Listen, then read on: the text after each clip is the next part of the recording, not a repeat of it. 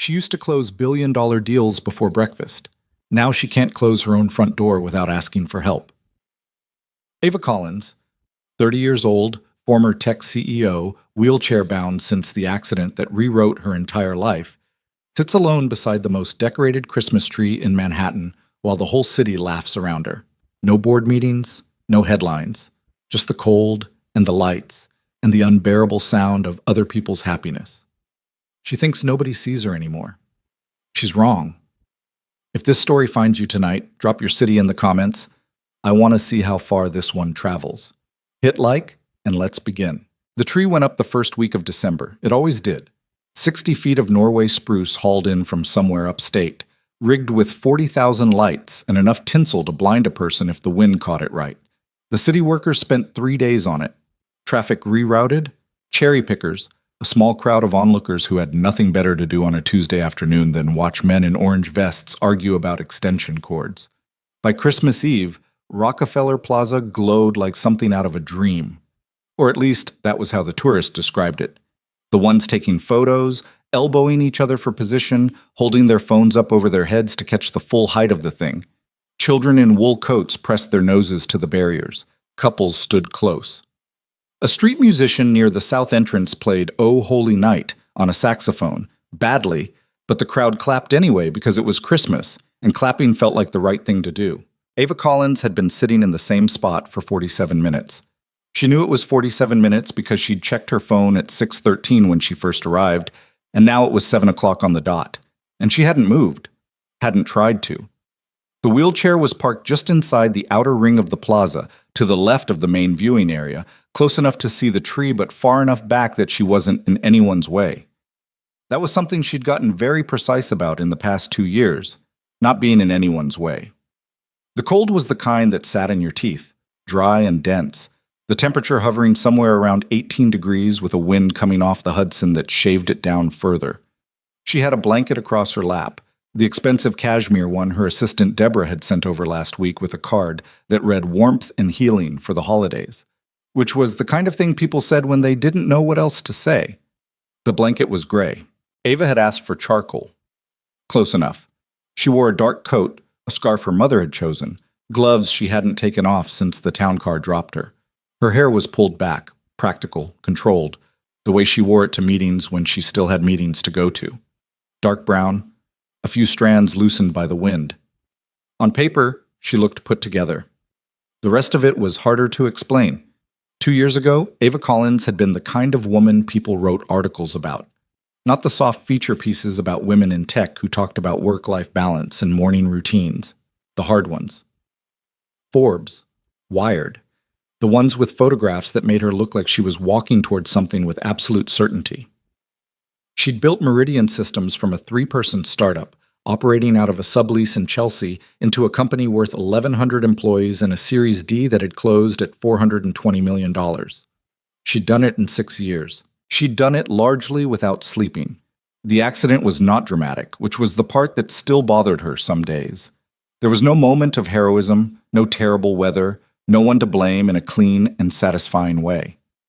A driver running a red light on 10th Avenue. A collision at low speed that somehow, in the specific cruel geometry of the moment, ended with Ava's spine taking damage that 2 surgeries and 18 months of intensive physical therapy had not fully undone. She could feel pressure, she could feel temperature. Some days she had sensation in her left knee that came and went like a radio signal, but walking was not a thing she did anymore. She had been told, carefully and by multiple people with medical degrees, that this was not necessarily permanent, that recovery was ongoing, that she should remain cautiously optimistic. She kept those phrases in a drawer in the back of her mind where she put things she wasn't ready to look at yet. The board had been patient, initially, then practical, then efficient.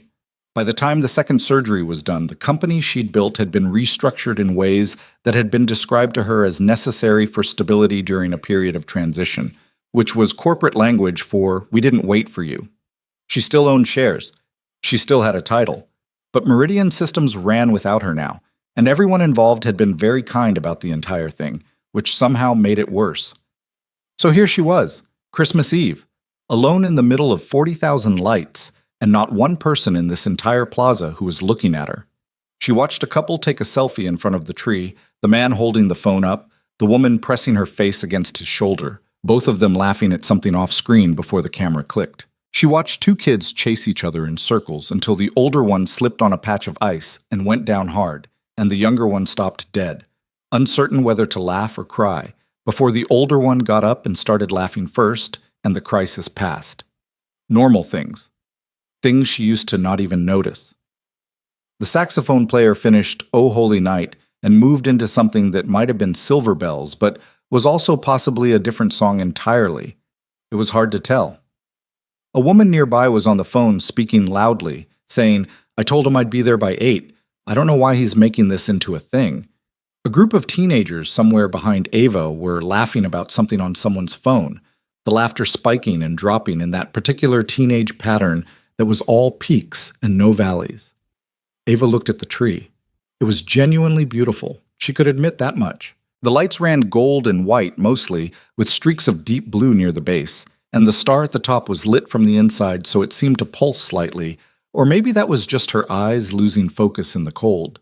The branches were heavy with ornaments she couldn't make out from this distance. Color and shape, nothing more. The whole thing reflected off the ice rink below it, doubling, blurring, becoming something larger than itself. She'd been here before. Not in this chair, not from this angle, but she'd been here. She tried to remember who she'd come with. A work event, maybe 3 years back. A client dinner that ended with the group walking through the plaza because someone had insisted.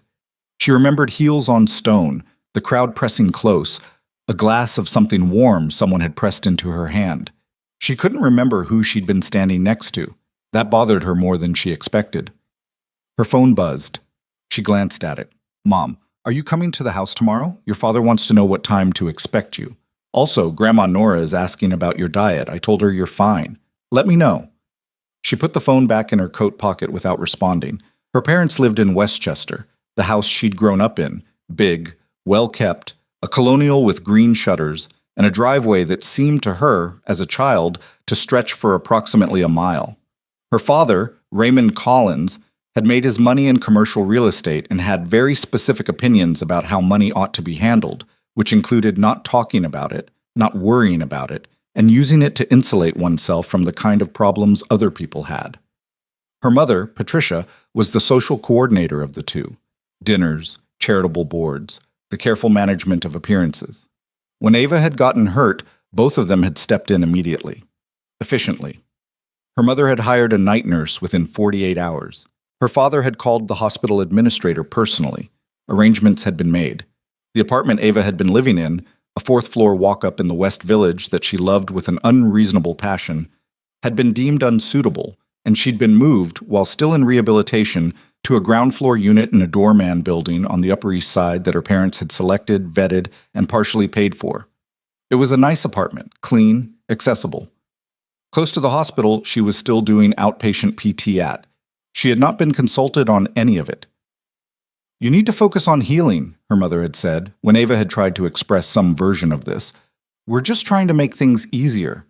And Ava had been tired enough and broken enough in those early months that she had let it happen. She had let the night nurse come and go. She had let her mother buy the furniture. She had let Deborah handle the emails. She had let the weeks collapse into each other without objecting to any of it. The problem was that she kept letting it happen.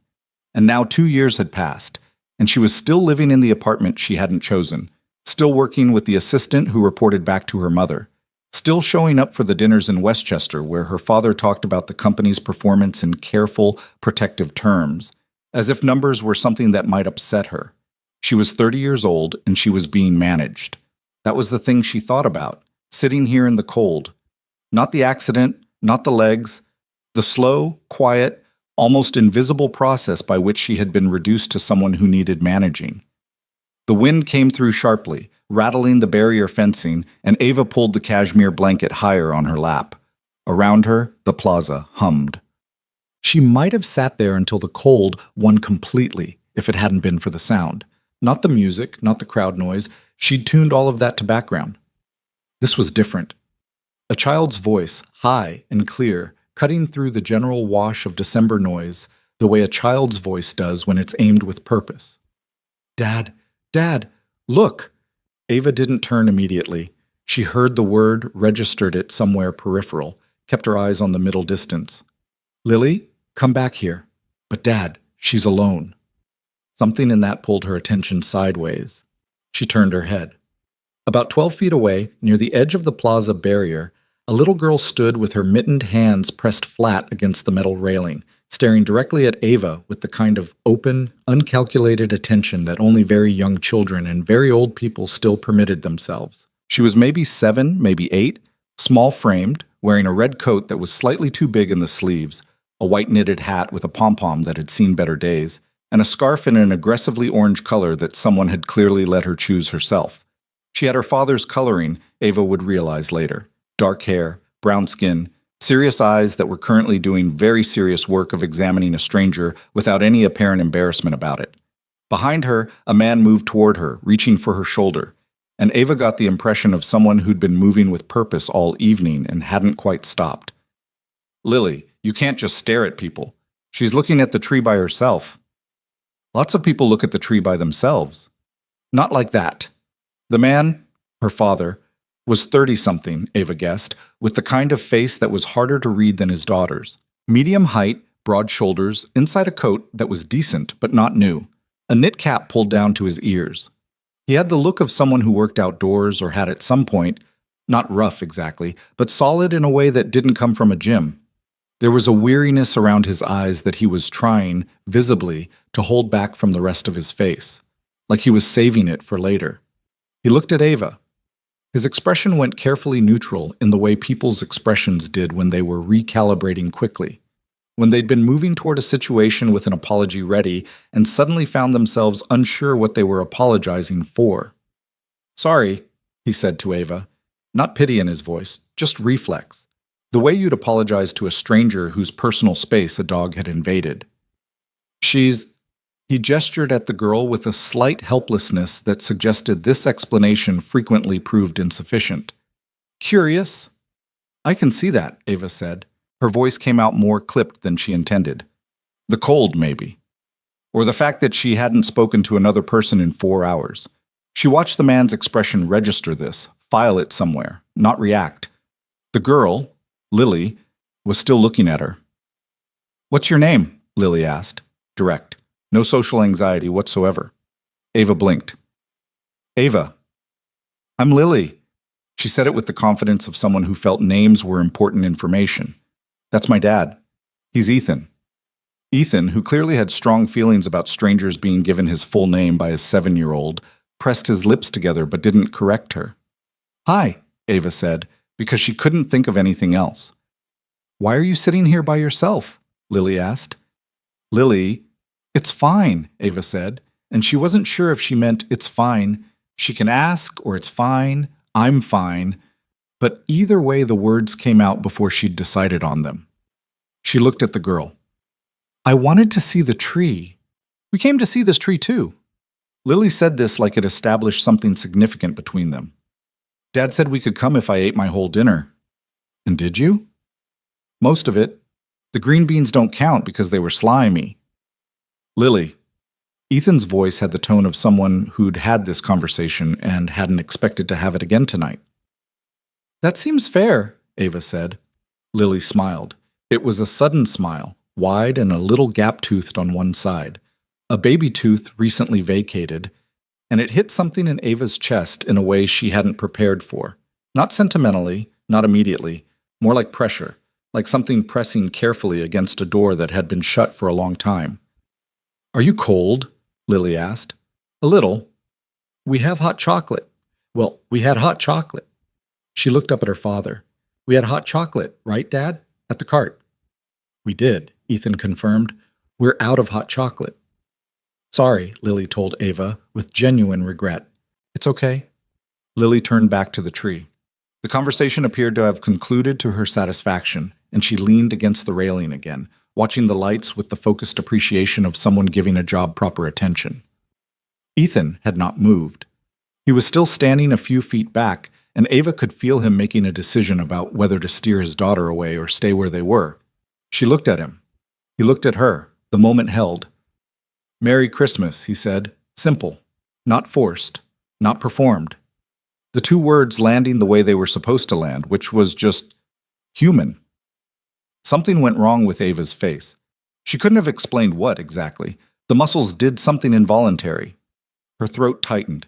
She turned back to the tree very quickly and pressed her lips together and looked at the lights until the sensation passed.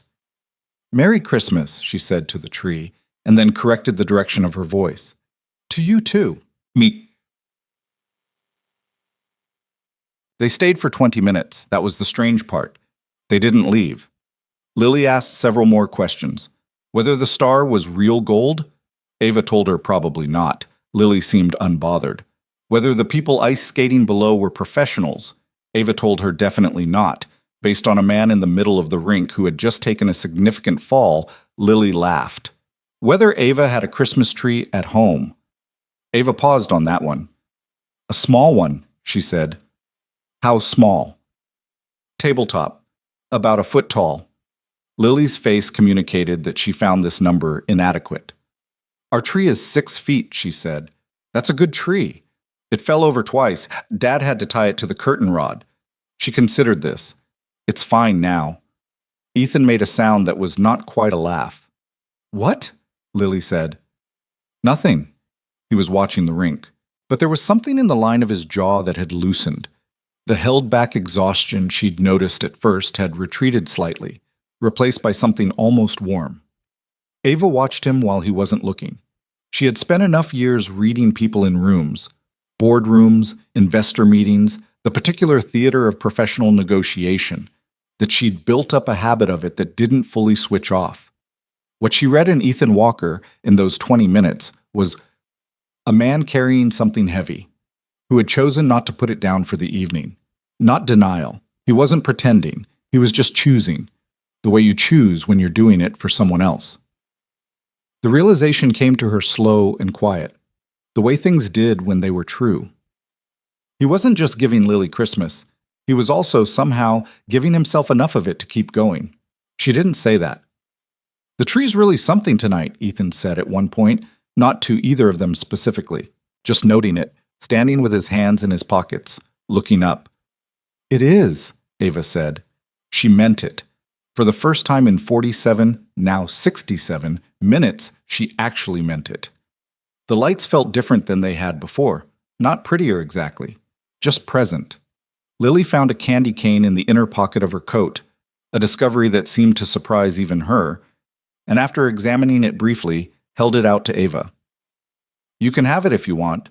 I don't really like peppermint." "Then why do you have it?" "A man gave it to us at the cart. Dad said I had to take it to be polite." Ava looked at the candy cane. Wrapped in cellophane, slightly bent, the red and white slightly squashed from being in a pocket. She took it. "Thank you, Lily." "You're welcome." She said it with complete sincerity and then turned back to the tree, and that was that. Yuck. They left at 7:15. Lily announced it was time by saying she was cold in her feet, which Ethan received with an efficiency that suggested he'd been waiting for this and had a plan. "Socks weren't thick enough," he said, mainly to himself. "I told you." "You didn't tell me," Lily said. "I strongly implied it." "That's not telling." He reached down and tugged her hat lower over her ears, a gesture so practiced it was automatic, and she submitted to it without looking away from the tree for one more long moment. Then she turned. "Bye, Ava," she said. "Goodbye, Lily." Lily looked at the wheelchair, and then at Ava's face, and then back at the tree, and made no comment about any of it. Then she walked toward the edge of the plaza, already pointing at something in the window of a shop across the street, and Ethan followed her. He stopped once, about 10 feet away, turned back. He didn't say anything else, just looked at her for a moment, not pityingly, not curiously. Something else. Something that felt less like an observation and more like an acknowledgement. The way you'd look at a person when you saw them. Actually saw them. Then he turned and followed his daughter into the crowd, and Ava watched them until she couldn't see the orange scarf anymore. The town car came at 8. Martin, the driver her parents paid for, pulled up to the south entrance and called her cell the way he always did, and she wheeled herself across the plaza in the direction of the street, through the thinning crowd. The saxophone player had packed up. The lights were still going. The rink was still full. She had the candy cane in her lap, in her gloved hand, slightly sticky through the cellophane. She thought about what Lily had said. She's alone. Not like that. Children didn't know yet to dress up the things they observed. Lily had looked at her and seen something that other adults, with their careful neutrality and their managed expressions, had spent 2 years carefully not naming. And she'd named it the way children name things, without cruelty, without strategy, just cleanly.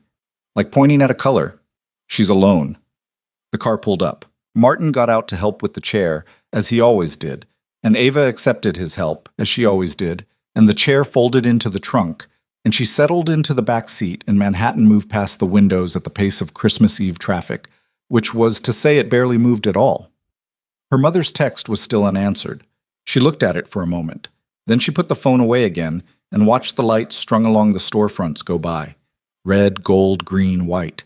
And thought about a man with tired eyes who'd said Merry Christmas like he meant it, and a little girl who'd given away a candy cane she didn't even want, and the 60 feet of lit Norway spruce reflected in ice, and what it had felt like to be seen. Just that. Not the CEO, not the patient, not the carefully managed problem. The person. The car moved through the city, and Ava held the candy cane, and did not cry, and did not have to explain herself to anyone. And for a few blocks, just a few, the tightness in her chest was something different than it usually was. Not pain. Almost the opposite of it. She wasn't sure what to do with that. She looked out the window and let it sit with her, that small, unfamiliar warmth, as the city moved past and the Christmas lights went on and on and on. Martin dropped her at the building at 8:42. The doorman, Joseph, held the lobby door and said, "Merry Christmas, Ms. Collins." And she returned it, and the elevator took her to the 3rd floor, and the apartment was quiet and very clean, the way it always was when Deborah had been in. The small tree sat on the console table near the window, 1 foot tall, a dozen tiny ornaments, the kind that came in a set from a store, a little star on top that needed batteries she hadn't replaced. Ava sat in the middle of the apartment for a while, coat still on. Then she took her phone out, went to her mother's text, and typed back, "I'll be there at noon. Tell Dad not to wait on dinner." She set the phone down, looked at the small tree, thought about a 6-foot one tied to a curtain rod so it wouldn't fall over, and a little girl in an orange scarf who had pointed at a stranger in a wheelchair and said, with all the uncomplicated clarity of a child, "Look, Dad, she's alone. Look." Ava reached over and plugged in the small tree's lights. They came on, white, tiny, warm, and she sat with them for a while in the otherwise dark apartment. Outside, Manhattan went on being Manhattan, full of noise and light, and the particular excess of a city that never quite settled down, not even at Christmas, not even at night. Inside, something was different than it had been at 613. She couldn't name it precisely, but she didn't try to put it away. The candy cane was still on her nightstand on Christmas morning. Ava noticed it when she woke at 6:40, which was not intentional. She hadn't set an alarm, but her body had not adjusted to sleeping late in 2 years of trying, and so she was awake before the city was properly awake, lying in the dark with the faint sound of a garbage truck somewhere below, and the particular stillness of a holiday morning when even Manhattan takes a breath. She looked at the candy cane, slightly bent, still wrapped, the cellophane catching a thin strip of light from the gap in the curtains. She didn't know why she hadn't put it away. She'd come in, sat in the dark with the small tree's lights, answered her mother's text, and eventually gotten herself through the routine of the evening. The transfer from the chair to the bed, the motion she'd become efficient at even when efficiency felt like surrender. And at some point she'd set the candy cane on the nightstand and left it there without deciding to. She reached over and picked it up, turned it in her hands. "A man gave it to us at the cart. Dad said I had to take it to be polite." She set it back down and looked at the ceiling. Martin picked her up at 11:15 for the drive to Westchester. The highway was clear. Most of the city's traffic had already moved or settled, and he drove in the careful, unhurried way he always did, the radio low, some station playing instrumental versions of songs everyone already knew. Ava watched the city thin out through the window, the density of Manhattan giving way to the wider geometry of the outer boroughs, the bridges, the slow expansion of suburb. She thought about the man's face. Ethan. The way the exhaustion around his eyes had been real, but deliberately held back, like a debt he was deferring. the practiced ease with which he'd reached down to tug the hat lower on his daughter's head. The two words, Merry Christmas, that had required no performance, no calculation, just offered and released. She was not, she told herself, thinking about him in any particular way. She was thinking about the evening in the way you turn a stone over to see what's under it, not with expectation, just with the residual curiosity of a person whose mind didn't fully stop. The Collins house smelled like pine and warm butter when the housekeeper, Rosa, opened the door. The foyer had been decorated with the precision of someone who'd done it the same way for 30 years. Garland along the banister, a wreath on the interior door, a small arrangement of candles on the side table that no one was ever allowed to light. Ava's mother appeared from the direction of the kitchen within 30 seconds of her arrival, which meant she'd been watching the driveway. "You look thin," Patricia Collins said by way of greeting. "I look the same," Ava said. "Are you eating?" "Yes, Mom." "Deborah said you've been skipping the smoothies she leaves." Ava turned toward the sitting room rather than respond to this directly. Her mother's information network extended to her own kitchen, which was one of the smaller ways in which the apartment that was meant to be hers did not fully feel that way. Her father was in the armchair by the window with the newspaper, which he put down when she came in. Raymond Collins was 62, silver-haired, with the bearing of a man who had decided early that composure was an asset and had never revised that position. He stood to greet her, which he'd started doing after the accident, a small recalibration of courtesy that he would never acknowledge and she would never thank him for. "How was the drive?" he said. "Fine. Roads were clear." "You came in last night?" "To the plaza, to see the tree." Something moved in his expression. Not pity. Her father was too controlled for pity, but something adjacent to it. Concern dressed in neutrality. "Alone?" "Martin drove me." "That's not what I meant." "I know," Ava said. "Yes. Alone." He nodded slowly and picked the newspaper back up, which was his way of letting a subject close. Dinner was the three of them, plus her mother's sister Carol, who'd driven up from the city, and Carol's husband Dennis, who had strong opinions about interest rates and expressed them unprompted. They ate at the long table in the dining room, the one that seated 12 and felt theatrical with 5. The food was good. Rosa had cooked, and Rosa cooked well. And the conversation moved in the careful channels it always moved in at these dinners. The house, the weather, Carol and Dennis's recent trip somewhere, the market.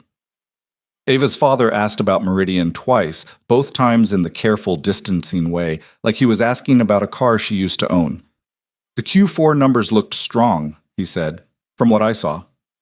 "I don't really track it anymore," Ava said. "Still, must be good to see." "Sure." Carol, who was warmer than her sister and less careful about showing it, leaned over at one point and touched Ava's arm. "You seem better," she said quietly, while the others were occupied with dessert. "Than last Christmas." Ava looked at her. "Last Christmas I cried in the bathroom for 20 minutes. Carol nodded. "Like I said, better." It was the most honest thing anyone said to her all day. She left at 4. Her mother saw her to the car with the leftovers she hadn't asked for and the suggestions she hadn't requested. The new PT clinic in Midtown that a friend had recommended, the specialist in Baltimore, whose name Patricia had written on a card, as if Ava hadn't spent the better part of 18 months inside medical facilities already. She took the card, folded it, said she'd look into it. In the car, she put it in her coat pocket and watched Westchester recede. She was home by 5:30. The city was quieter than it had been the night before. The particular quiet of December 25th when the celebration is over and people are settling into the long interior of the holiday, the movies and leftovers and early bedtimes. Ava made tea she didn't want, sat with the small lit tree, and tried to read something on her tablet, and kept failing to. At some point she fell asleep in the chair, which was a thing she'd started doing and couldn't fully explain. Not the bed, just the chair near the window, like a person keeping watch. She woke at 9 with a crick in her neck and the tea cold beside her, and the city outside doing what it always did, indifferent and ongoing. She thought, for no particular reason she could name, about what Lily had eaten for Christmas dinner, whether the green beans had been slimy, whether the 6-foot tree was still tied to the curtain rod. She was doing it again. She picked up the tablet and tried to read. What? She found out his name by accident, or close enough to accident that she told herself that was what it was. 3 days after Christmas, she had a PT session at the rehabilitation clinic on East 63rd, Mondays and Thursdays, 50 minutes, with a physiotherapist named Jerome who had the practical, unsentimental manner of someone who'd spent a decade helping people through things they didn't want to be helped through. Jerome did not encourage. Jerome assessed. The distinction in Ava's experience was meaningful. After the session, she was in the lobby, waiting for Martin, who was consistently 3 minutes late, which she had stopped mentioning, when a woman near the reception desk said something that caught her ear. The guy from the Parks Department, the one who was here last week. Ethan, Walker, something. Ava looked up. The woman was talking to the receptionist, mid-conversation, something about a scheduling mix-up. She hadn't been addressing Ava. The name had just surfaced in the middle of a sentence and floated there. Ethan Walker. Ava looked back at her phone, typed nothing. She told herself this meant nothing. Walker was not an unusual name. There was no reason to assume it was the same person. The city had 8 million people and any number of Ethans. She sat with this reasonable conclusion for approximately 4 seconds. Then she opened her phone's browser and typed, Ethan Walker, NYC Parks Department. The results were not extensive, but they were enough. There was a city employee directory, partially public, partially not, and a mention in a neighborhood news site from 3 years back about a parks renovation project in the Bronx, with a brief quote from an Ethan Walker, listed as a parks maintenance supervisor, about the importance of community green spaces. There was a photo attached to the article, small, low resolution, but recognizable. The same face, slightly younger or less tired, it was hard to tell. He was standing in front of a newly planted tree, wearing a vest with the city logo on the chest. Ava stared at the photo for longer than she intended. She locked her phone. Martin arrived 2 minutes later, and she folded the chair into the car and looked out the window the whole way home without saying anything he didn't need to hear. January came in raw and gray, the way January did in New York. The decorations came down. The goodwill evaporated. The city resumed its standard operating mode of purposeful indifference. The temperature dropped further. The news was full of the usual beginning-of-year noise, projections, resolutions, the particular civic optimism that lasted until approximately the 3rd week of the month before collapsing under the weight of actual conditions. Ava's schedule returned to its structure.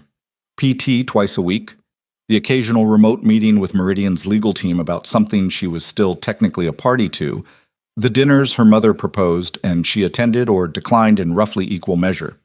She had an occupational therapist she saw monthly, a therapist she'd started seeing in the fall who was named Dr. Reyes and who had the useful quality of not filling silences before they were ready to be filled.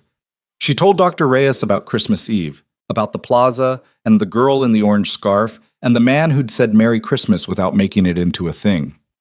What did it feel like? Dr. Reyes asked. Like someone turned a light on in a room I'd forgotten existed, Ava said.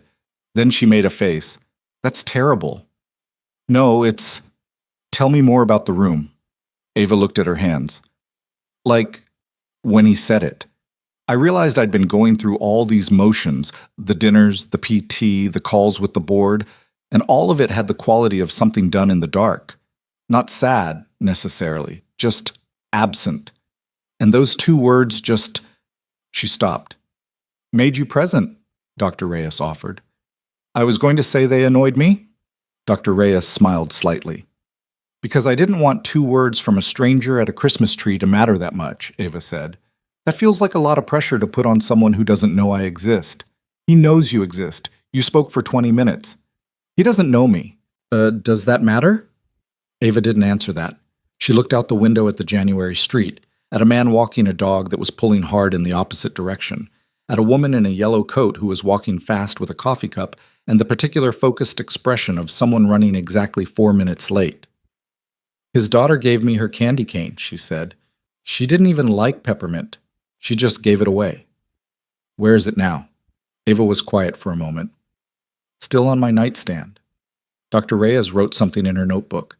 She did it deliberately, not hurriedly, the way she wrote things she was going to return to. It was the Parks Department connection that gave her the next encounter, and she was honest enough with herself, eventually, after some negotiation, to acknowledge that it wasn't entirely coincidental.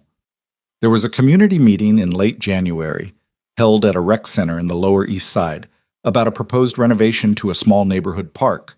New accessible pathways, updated seating areas, the replacement of a broken play structure. Ava had been loosely involved in a nonprofit foundation that occasionally funded these kinds of urban projects, a connection she'd maintained from before the accident. The foundation's director had emailed her in the first week of January asking if she'd want to attend. Not as an official representative, just as a potential funding partner, someone who understood the space. She almost didn't go. She went through the reasons not to.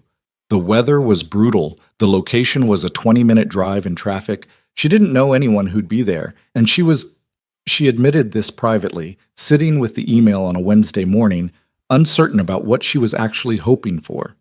She went anyway. The rec center was a low building on a street between a laundromat and a corner store, well maintained in the functional, unpretentious way of city community buildings that serve actual communities. Inside it was warm and smelled like an old gymnasium and folding chairs, and about 30 people were arranged in a rough semicircle, most of them residents of the neighborhood, several of them city employees in the Parks Department vests she recognized from the photo. She spotted him within 30 seconds of entering the room. He was standing near the front, beside a folding table with printed diagrams of the proposed park layout, talking to an older woman with a shopping cart and the emphatic gestures of someone who had opinions about benches. He was in the city vest, a thermal layer underneath, looking exactly like a man who'd spent the day outside in January and hadn't had time to change. He did not notice her come in. There was no dramatic moment of recognition. She took a position near the back of the room, in an accessible space beside the last row of chairs, and she sat there and she watched him work, which was not something she planned, but which happened. He was good at it. That was the thing, not in the polished way of someone trained in public engagement, in the opposite way. He listened more than he talked. When the woman with the shopping cart moved from benches to drainage issues, he didn't deflect. He wrote something down, said, "That's a real problem, I'll flag it for the engineer," and meant it.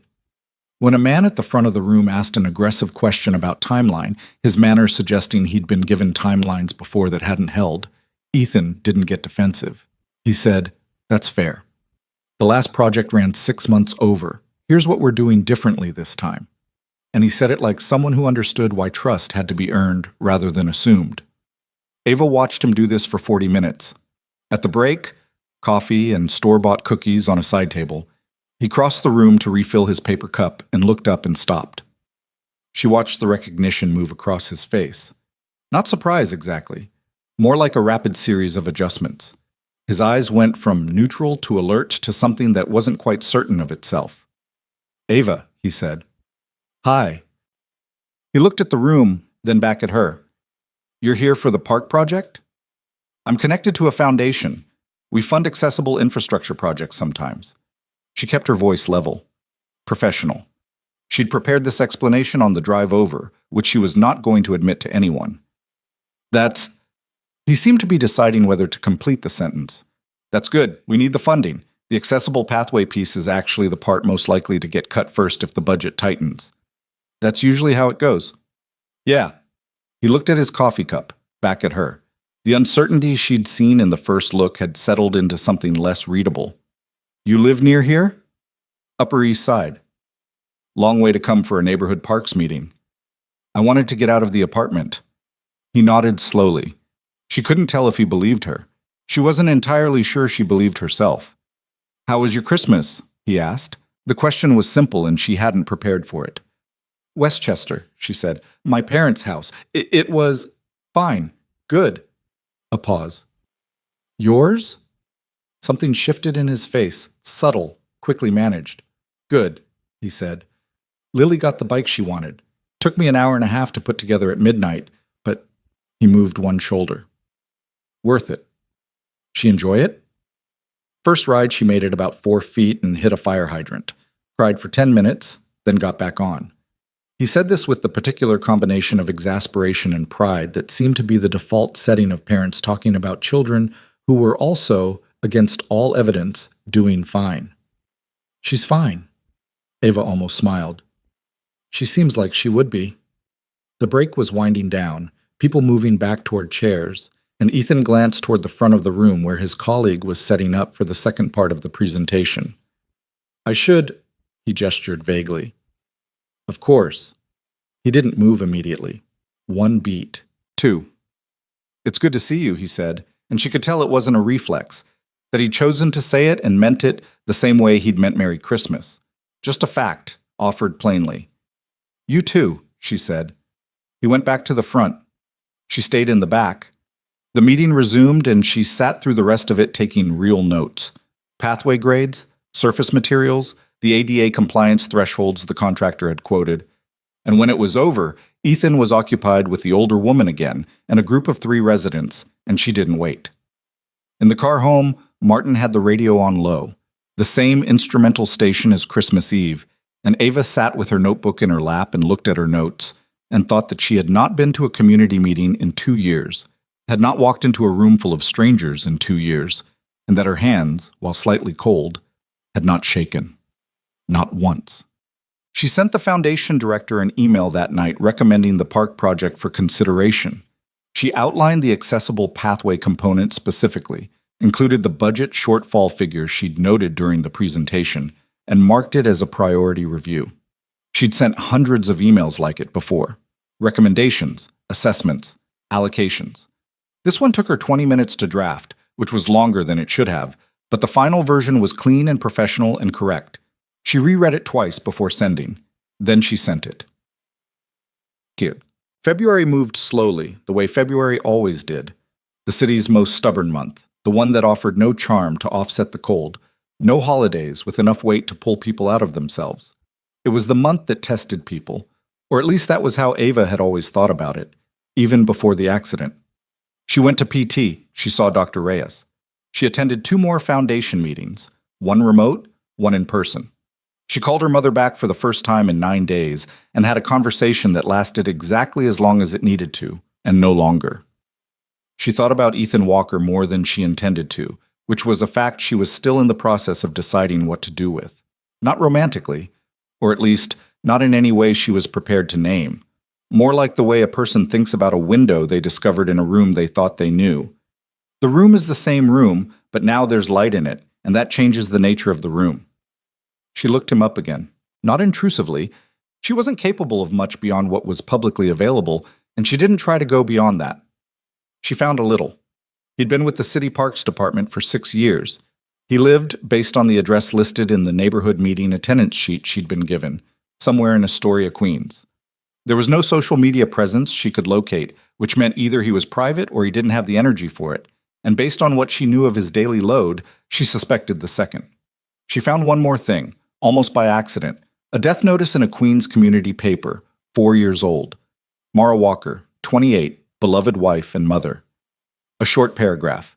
A photo of a woman laughing at something off to the side of the camera, her eyes bright, her face easy with happiness. A woman who had not had any idea the photo was being taken. Ava read it once, then she closed the browser. She sat with the weight of it for a while, the way you sit with weight that isn't yours but touches you anyway. 4 years ago. Lily would have been 3, maybe 4, old enough to have the shape of her in memory. Maybe. The age where you can't be sure what stays and what blurs. She thought about Ethan at the park meeting, saying she's fine about his daughter with that combination of exasperation and pride, and she thought about what it must cost him, every day, to make that sentence true. She wanted to say something to him. She didn't know what.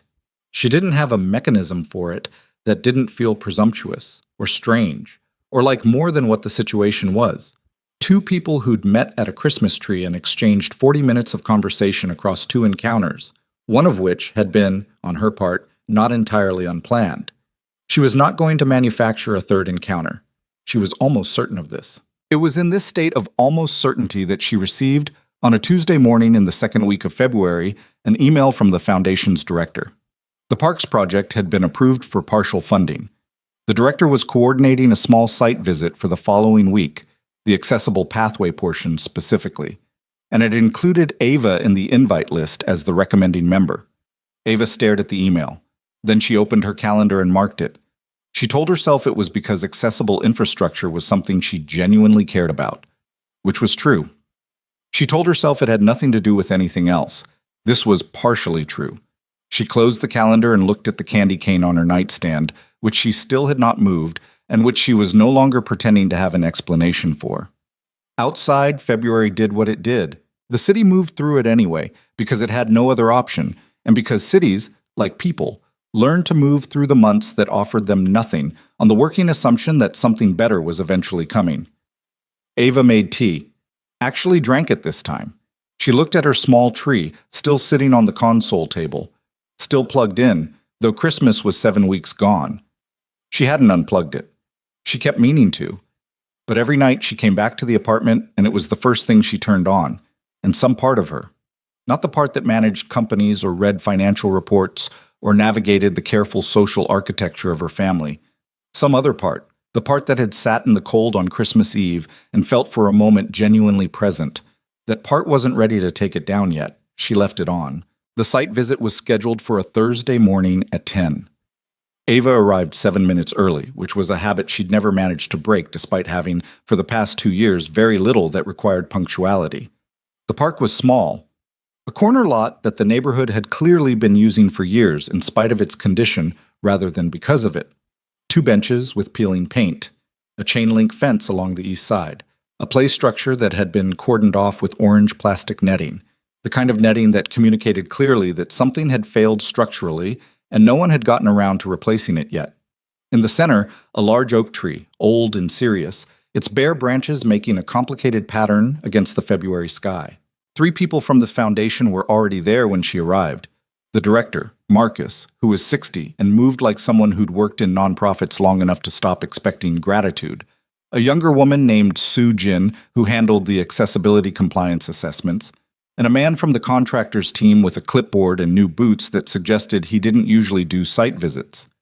Ethan arrived at 3 minutes past. He came from the east entrance, walking quickly, eating the last of something that looked like a granola bar and shoving the wrapper into his coat pocket as he approached. He shook hands with Marcus, nodded to Soo Jin, and then he saw Ava and did the adjustment. That rapid recalibration she'd come to recognize as the face he made when he was buying himself half a second. "Good morning," he said. "You had granola for breakfast," she said. He looked at his coat pocket. "Granola bar. It's different." "Is it?" "Yes." A pause. "Marginally." The site visit lasted 90 minutes. Marcus led most of it. Soo Jin took measurements and photos, and the contractor moved around the edges of things making notes. Ethan walked the perimeter twice, once listening, once alone, and Ava tracked the way he moved through the space, the way he moved through the community meeting, like someone who actually knew the place. Not from the drawings, from the ground. At one point he crouched near the northeast corner where the proposed pathway would connect to the street curb, and looked at the grade for a while. Just looked. Then he stood and said to no one in particular, "This cut's wrong. The angle's too steep for a manual chair. It needs to come down another 1.5 inches at minimum." Soo Jin looked at her measurement. "The spec says it's within compliance."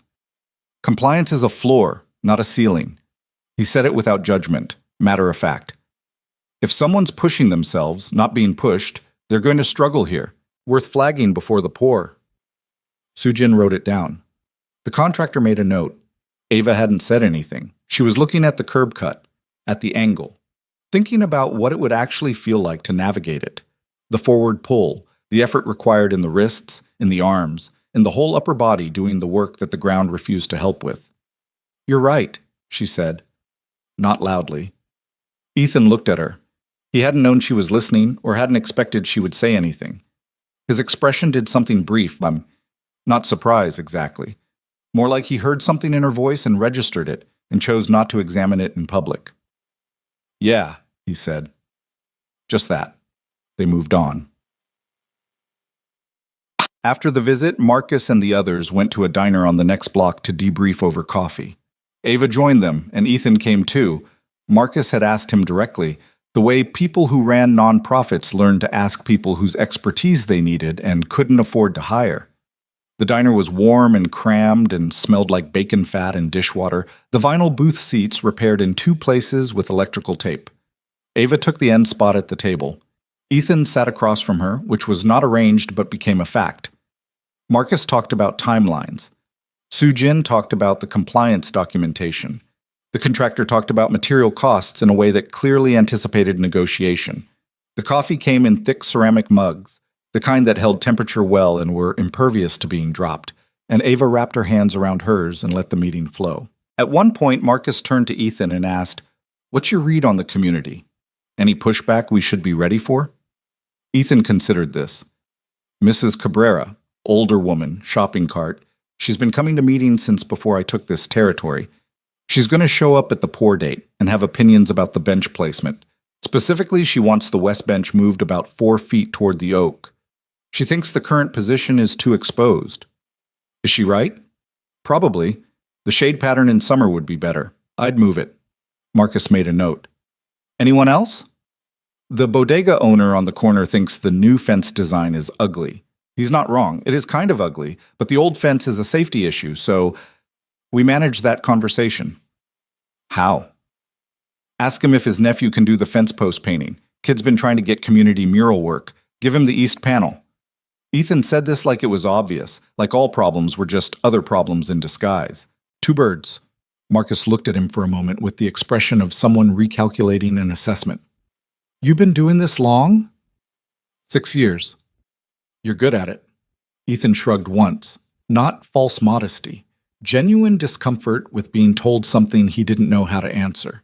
He picked up his coffee. Ava was watching him. She did this, and then she looked at her own coffee and told herself to stop. The others got up to leave at the same time. Marcus had another meeting. Sujin had a site in Brooklyn. The contractor had somewhere to be in an urgency. Bills were sorted, coats retrieved, and somehow, in the shuffle of it, Ava and Ethan were left at the table, the only 2 who hadn't moved. The diner noise continued around them. A short-order cook called something to a server. The table behind them had a toddler in a high chair who was methodically dismantling a pancake. You don't have to be somewhere? Ava asked. Not till noon. He looked at his watch, an actual watch, analog, the band slightly worn. Got 40 minutes. Coffee, then. Coffee, he agreed. The server refilled both cups without being asked, which was the best kind of service. Neither of them said anything for a moment. Not uncomfortable silence, something more like the silence between people who aren't sure yet what register to use and are deciding. The curb cut thing, Ava said. Yeah. How did you know the spec was wrong? Just by looking? He set his cup down. I've been doing accessible pathway retrofits for 4 years. I've seen enough bad cuts to know what they look like from a distance. Also, he paused, my brother-in-law is a manual chair user. I've watched him navigate bad curb cuts about 1,000 times. She hadn't expected that. She reordered slightly. Is he local? Jersey. We see him a couple times a month. He and Lily have this whole thing. He taught her to play chess. She's currently beating him regularly, which he cannot accept. Something crossed his face. Warm and real and slightly complicated. He was Mara's brother. He said it without hesitation, but she heard the particular care with which he placed the name. The way you say the name of someone you've made peace with losing, but haven't made peace with having lost. Mara was your wife, Ava said, keeping her voice level. Yeah. He looked at his coffee. She died 4 years ago. Cancer, not... It wasn't sudden. It was the long kind, which is its own thing. I'm sorry. Thank you. Not reflexive. He actually received it, which most people didn't do. They deflected or qualified or moved on quickly. He just took it and let it sit for a moment. Daniel, her brother, he's been good with Lily. It helps. Ava thought about the boy who was currently losing at chess to an 8-year-old. Lily strikes me as someone who would be very serious about chess. He looked up. She keeps a notebook of games, match records, strategies she's trying. She's 8. He said it with the helpless wonder of a man who'd expected to understand his child more than he did. I don't know where she got it from. Not from me. Mara? Mara couldn't sit still for 5 minutes. He smiled, briefly and fully, the kind of smile that carried loss in it but wasn't diminished by the loss. She moved fast, made decisions, course-corrected. Lily got the sitting and thinking gene from somewhere I haven't located. Ava looked at her coffee. Maybe it's just hers. He considered that. Maybe. He turned his cup on the table, once, a small rotation. What about you? You built Meridian from nothing. That kind of thing requires a particular kind of sitting and thinking. She looked at him. You looked me up. It wasn't an accusation. She'd looked him up too, and they both probably knew it at this point. After the park meeting, he said, figured I should know who I was talking to about funding. Professional. Practical. He held her look. Ava Collins, CEO, Meridian Systems. 420 million Series D. 6 years, 1,100 employees. A beat. That's a lot of sitting and thinking. It's a lot of not sleeping, she said. Different thing? Fair. She didn't say the rest of it. The accident, the board, the careful restructuring. He might have read it, or some of it, or he might have read the bare outline and filled in the shape of things. She didn't ask. What she noticed was that he hadn't brought it up the way people did, with the particular softening of voice that preceded managed sympathy. He'd mentioned what she'd built, not what she'd lost, which was, she realized, the first time anyone had done that in 2 years. The accessible pathway piece, she said, shifting. If the grade gets corrected and the funding holds, what's the realistic timeline? He accepted the shift without comment. If weather cooperates and the contractor doesn't run into substrate issues, 6 to 8 weeks from pour date, could be March, early April. I want to come back when it's done, he looked at her. Yeah? I want to see it done correctly. Something in his face settled. Not quite a smile, but directional. I'll send you the schedule when we have a pour date confirmed. Through Marcus? Or directly, if you give me your contact. She pulled out a card, old habit, she still carried them, and slid it across the table. He picked it up, looked at it, put it in his shirt pocket without ceremony. You still have the same cell listed on here? Why wouldn't I? Just checking. He finished his coffee. CEOs change numbers sometimes. Privacy. Former CEO, she said. He looked at her. Not with the softening she expected, just straight. You built the company. That doesn't expire. She didn't answer that. She looked at the table, at the electrical tape repair on the booth seam, at the small ceramic creamer that someone had placed slightly off-center. Then she said, Is Lily doing okay? In general, since Christmas? The question came out less formally than she intended. He registered the shift, the move from professional to something else, and his expression went briefly unguarded, the tired eyes version of himself surfacing and then steadying. She's good, he said. She started drawing again, which she stopped for a while after Mara, and then she started again around her birthday, so. He moved his hand slightly. Good sign. What does she draw? Right now, mostly the park near our apartment, trees, specifically. He looked almost rueful about it. She's been asking to go back to the plaza, the big tree. The Christmas one's gone by now. I know, she knows. She wants to go back to where the tree was. He looked out the diner window at the February street. I told her we could go in spring. Ava thought about a child who drew trees and kept chess records in a notebook and wanted to return to the spot where something had happened that she didn't yet have words for. She thought about her own small tree, still on the console table, still plugged in every night, performing the same service. Good answer, she said. He turned from the window. Was it? To take her back. Yes. She paused. Sometimes you need to see a place again after something happens in it, to make sure the place is still there. He looked at her for a moment, really looked, the way he'd done on Christmas Eve, the way that had no pity in it, just attention. Yeah, he said quietly. That's it exactly. He texted her the following Tuesday. Not about the park schedule. She'd half expected that. A professional message with dates and logistics, the kind of text that was really an email wearing different clothes. What came instead was, Lily got first place in her school chess tournament. She made me send this to someone who would understand why that's remarkable. Ava looked at the message for a moment. Then she typed, That's remarkable because she's 8 and she has a strategic notebook? His reply came in under a minute. She's 8 and she has a strategic notebook. Yes. Exactly. She was in the middle of an email to Meridian's legal team about a licensing matter. She set the phone down, finished the email, sent it, and picked the phone back up. Tell her I said congratulations. Also that the notebook is the right call. People who don't document their thinking lose half of it. 3 dots appeared, disappeared, appeared again. She wants to know if you keep a notebook. I keep 4. A longer pause this time. She says that's the correct number. Ava set the phone down with the closest thing to a genuine laugh she'd produced in longer than she could remember. It came out small and slightly rusty and startled her enough that she sat with it for a moment, paying attention to what it felt like.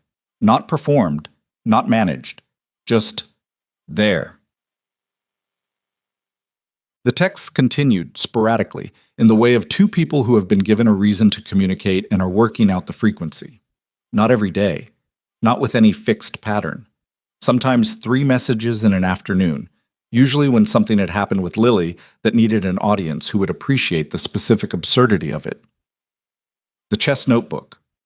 A school project about ecosystems that had somehow expanded to include a hand-drawn map of the tree canopy in their neighborhood, rendered in colored pencil with a precision that Ethan described as, quote, alarming.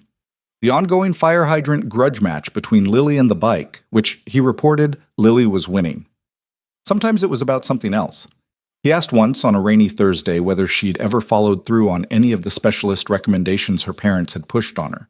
She told him about Baltimore, about the card she'd put in her coat pocket and not thrown away. He didn't respond for a while. Then, you don't have to go if you don't want to, but you also don't have to not go because someone else wants you to. She stared at that for a long time. Those are the same thing, she wrote back. No, they're not. One is your choice, the other one is the opposite.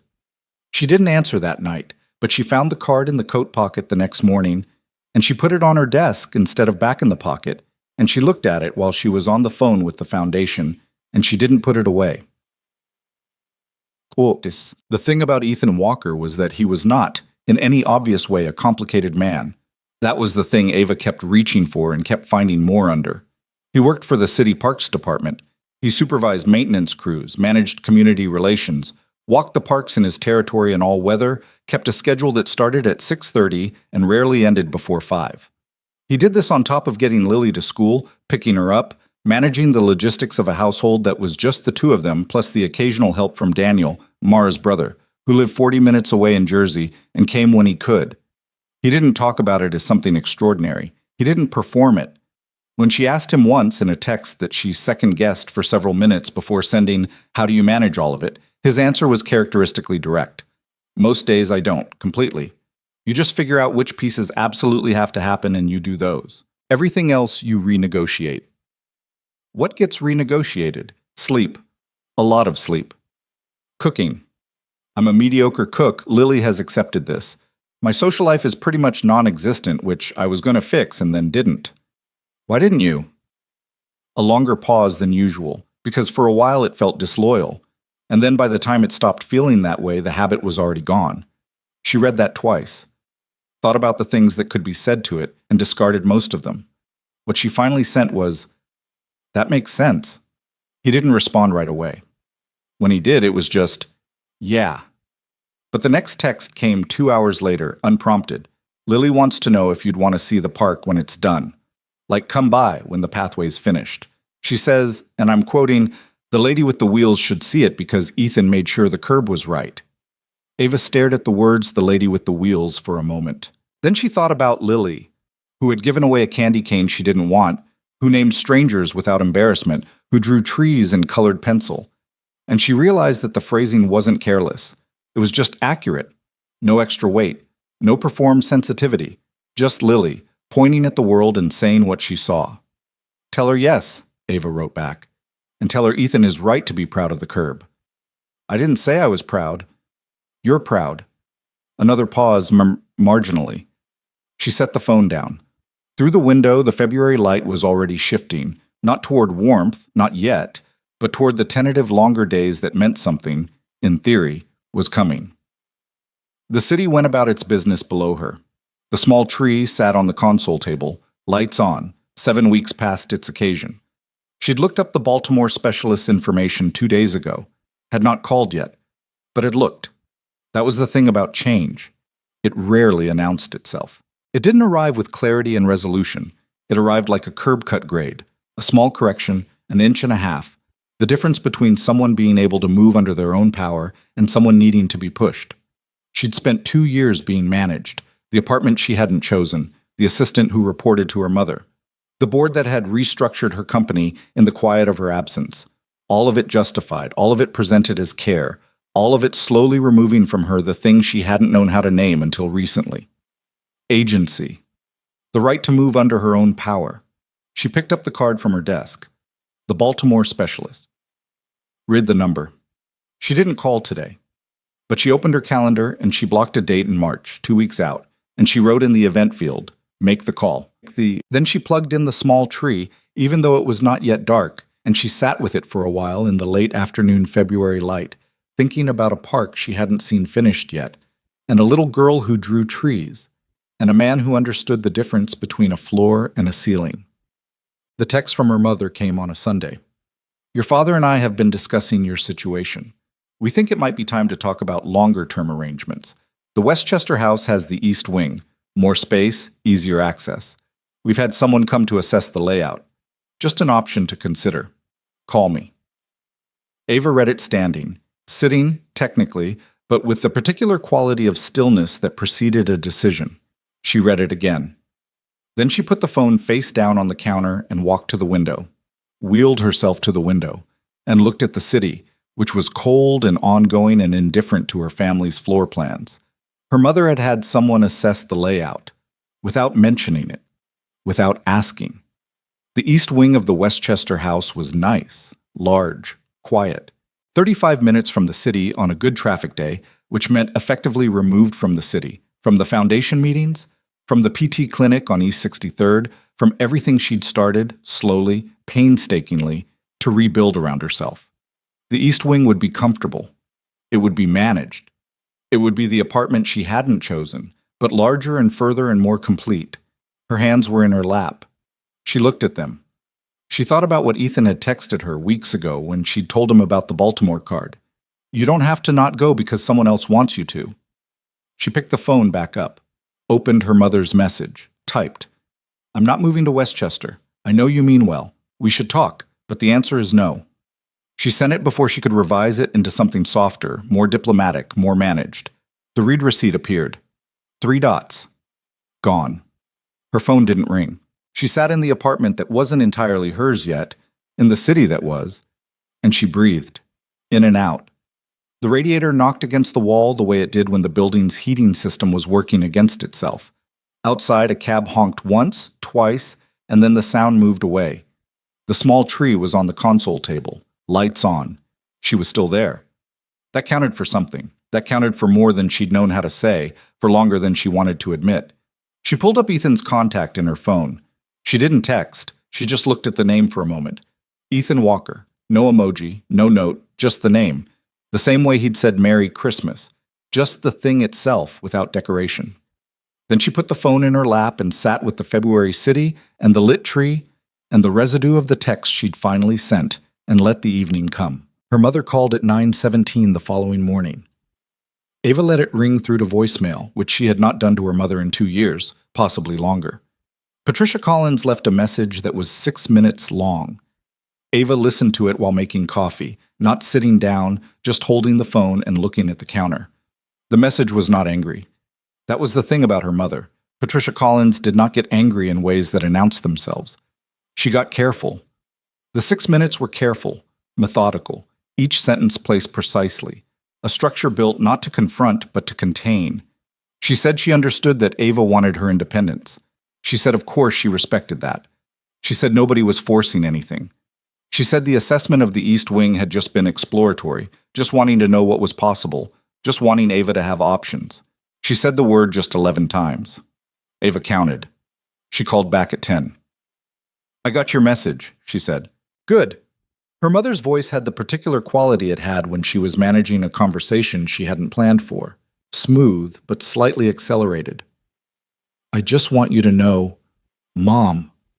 Ava kept her voice even. "I heard what you said, and I understand that you think you're helping, but you had someone come to the house to assess the layout for me without telling me. That's not exploring options. That's making a plan." Silence on the line. Short, calibrated. "We were going to bring it up when when it was far enough along that saying no would feel like disruption instead of just a preference. Ava set her coffee down. I know how the process works. I've run it. Another silence, longer this time. Ava, we're worried about you. I know. You're alone. You've been alone for 2 years. The apartment is mine, or it's close enough. She stopped, started again, more carefully. I know why you stepped in after the accident. I know you did it because you were scared. I was scared too. But that was 2 years ago, and I'm not the same person I was coming out of that second surgery, and I need you to treat me like I'm not. Quiet. Then quietly, are you angry with us? Ava thought about this. The real answer was complicated, and she didn't have all of it yet. No, she said, but I need things to change, starting with decisions getting made with me instead of for me. Can you do that? Her mother didn't answer right away. That was something, at least. She wasn't performing agreement, she was actually sitting with it. Your father will want to talk to you, Patricia finally said. Tell him to call me directly. Ava? Mom, I'll pick up. She would.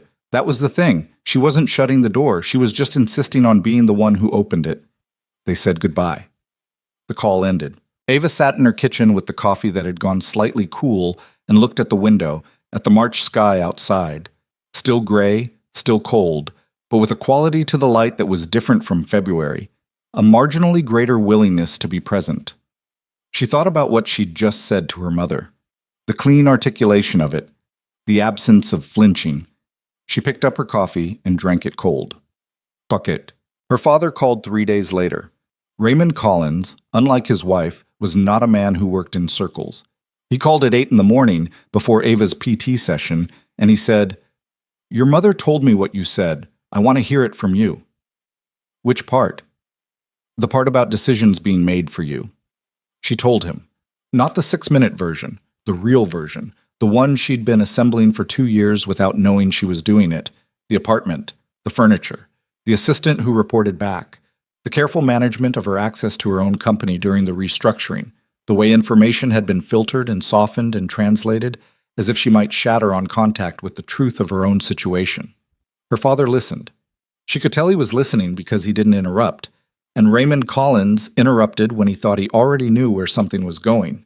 He didn't interrupt once. When she finished, he was quiet for long enough that she checked the phone to confirm the call was still connected. The restructuring, he said finally. I was on the advisory call when they discussed the transition plan. She'd suspected this. She hadn't known it. And?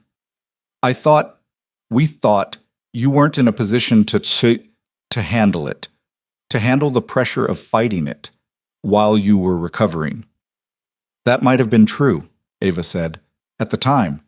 But you didn't ask me. You decided, and then you managed the information. Another long silence. You're right, her father said. She hadn't expected that, the bluntness of it, no qualification. We should have asked, he said. Even if we would have made the same decision, we should have asked. Ava sat with this, with the particular sensation of being seen by someone who hadn't quite managed it before, and the complicated mix of relief and old grief that came with it. Not resolution. One conversation didn't undo 2 years, and 2 years didn't undo the patterns of a lifetime. But something. Thank you, she said. Are you? He paused, started again. Is there something specific you need from us to do this differently? She thought about it. Yes, when I make decisions, I need them to hold, even if you think they're wrong. Unless someone's in actual danger, the decision stands. And the Westchester conversation is over. A pause. All right, she said. They talked for another 10 minutes, stiffly, not with warmth exactly, but with a kind of honest awkwardness that was more real than the careful performance of their usual conversations. Her father asked about the foundation work. She told him about the park, about the curb cut, about accessible infrastructure as a meaningful problem that had specific solutions. He listened with the focused attention he gave to problems that had specific solutions. Before he hung up, he said, Send me the Foundation's annual report when you have it. Why? Because I know people who give money to things, and I'd rather point them somewhere useful. It was the most direct offer of support he'd made to her in 2 years. It came wrapped in practicality and delivered without sentiment, which was exactly how Raymond Collins delivered everything he meant. "I'll send it," she said. She made the call to Baltimore that afternoon. The specialist's name was Dr. Kwan, and his assistant was professional and efficient and got her an appointment in 4 weeks, which was faster than she'd expected. She'd half expected the act of calling to feel significant, ceremonious, the kind of moment that announces itself as a turning point. It didn't. She called, she spoke to an assistant, she confirmed her insurance, she hung up. Then she sat in the quiet of the apartment and felt something that wasn't hope exactly, but was in the same neighborhood. Something that required the future to exist. That evening she texted Ethan. "I made the appointment." He responded within the hour. "Baltimore?" "Baltimore." "Good. Just that. Not 'that's great,' or 'I'm so proud of you,' or any of the responses that would have made her feel like a child being praised for doing something she should have done long ago. Just good. Like a fact being confirmed, like someone nodding across a table. She found, not for the first time, that his economy with words did something that other people's full sentences didn't.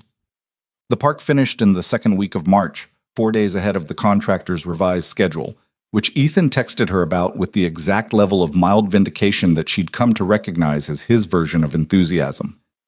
"Poured yesterday, passed inspection this morning, ahead of schedule. The contractor surprised you." "I surprised the contractor. There's a difference." "How?" "Showed up every day." People work differently when they know someone's paying attention. She believed that completely. She also suspected that the someone in this case had done more than pay attention, had shown up with specific knowledge and specific standards and a willingness to hold both. But she let him have the modesty. The visit was on a Saturday morning, which meant Lily was there. Ava arrived at the park to find them already standing near the new pathway. Lily crouched down, examining the surface texture with the focused scrutiny of a small structural engineer. The oak tree was still bare but beginning to suggest the intention of leaves, tiny buds along the branches, the first real evidence that March was doing something underneath its cold surface. The park looked different, not transformed exactly. The chain-link fence was still on the east side. The bodega owner's nephew had painted it, but the colors were slightly uneven, which gave it a quality that was handmade in a way the rest of the park wasn't. The play structure was new, still had that slightly aggressive brightness of things that hadn't been weathered yet. The benches were positioned as Mrs. Cabrera had wanted, shifted 4 feet toward the oak for the summer shade. The pathway was clean gray concrete, new and exact, the curb cut at the northeast corner done at the corrected grade.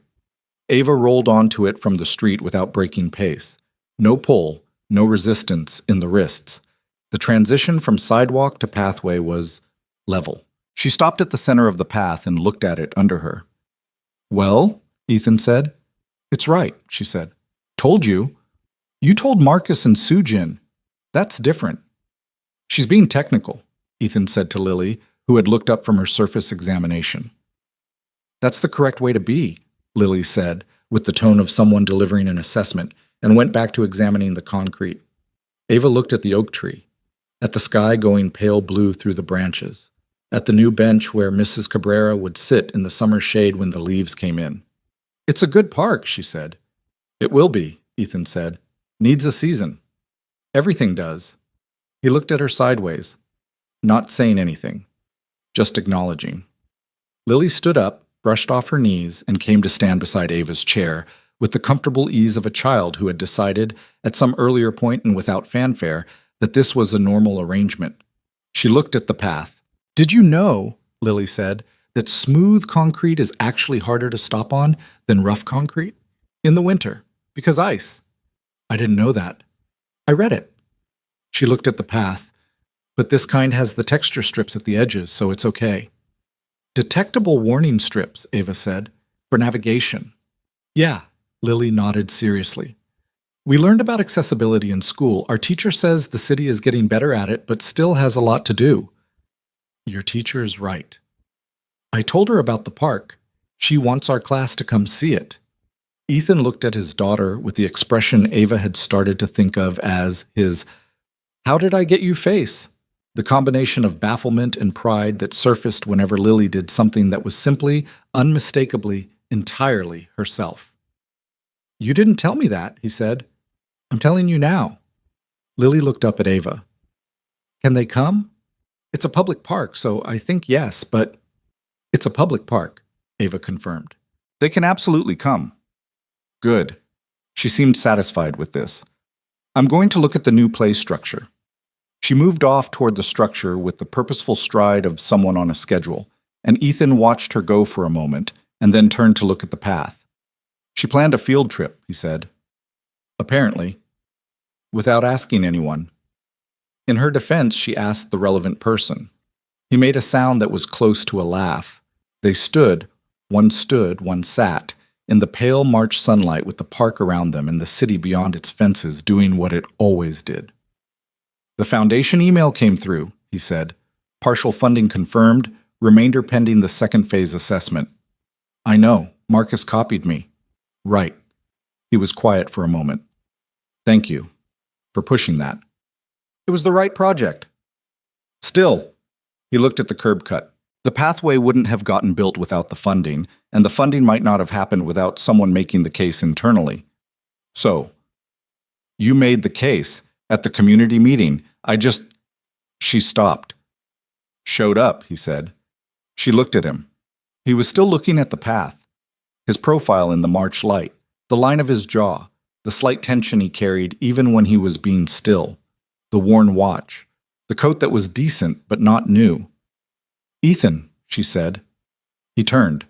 She'd thought about how to say this over the weeks since February, had started sentences in her head and found them wrong, had decided several times not to say anything yet, and several times reconsidered. What she arrived at now was not the version she'd rehearsed, because what she'd rehearsed had been too structured, too managed. What came out was closer to the truth. "I want to say something, and I want to say it clearly so there's no confusion about what I mean." He waited. He was good at waiting. "These past few months have been the first time in 2 years that I felt like a person making choices instead of a problem being administered. And a significant part of that has been—" She made a small gesture that she immediately felt was inadequate and pushed through. "You.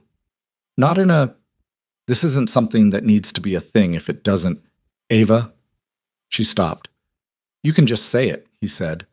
Not unkindly, not impatiently, just, "You can say it."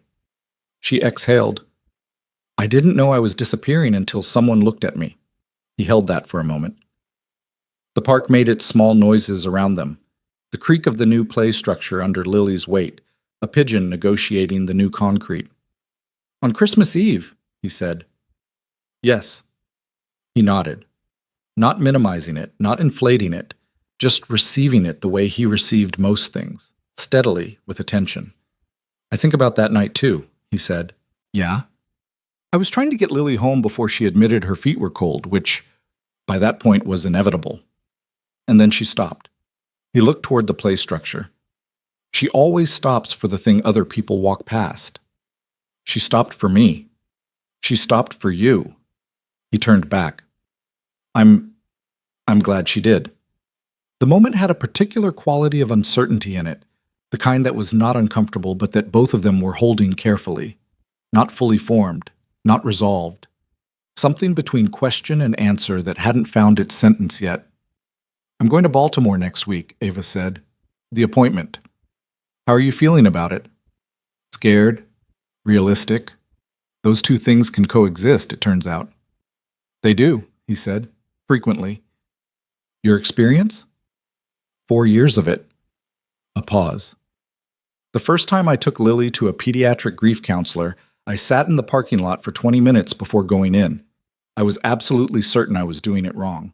That the fact that I needed help meant I was failing." "Were you?" "No.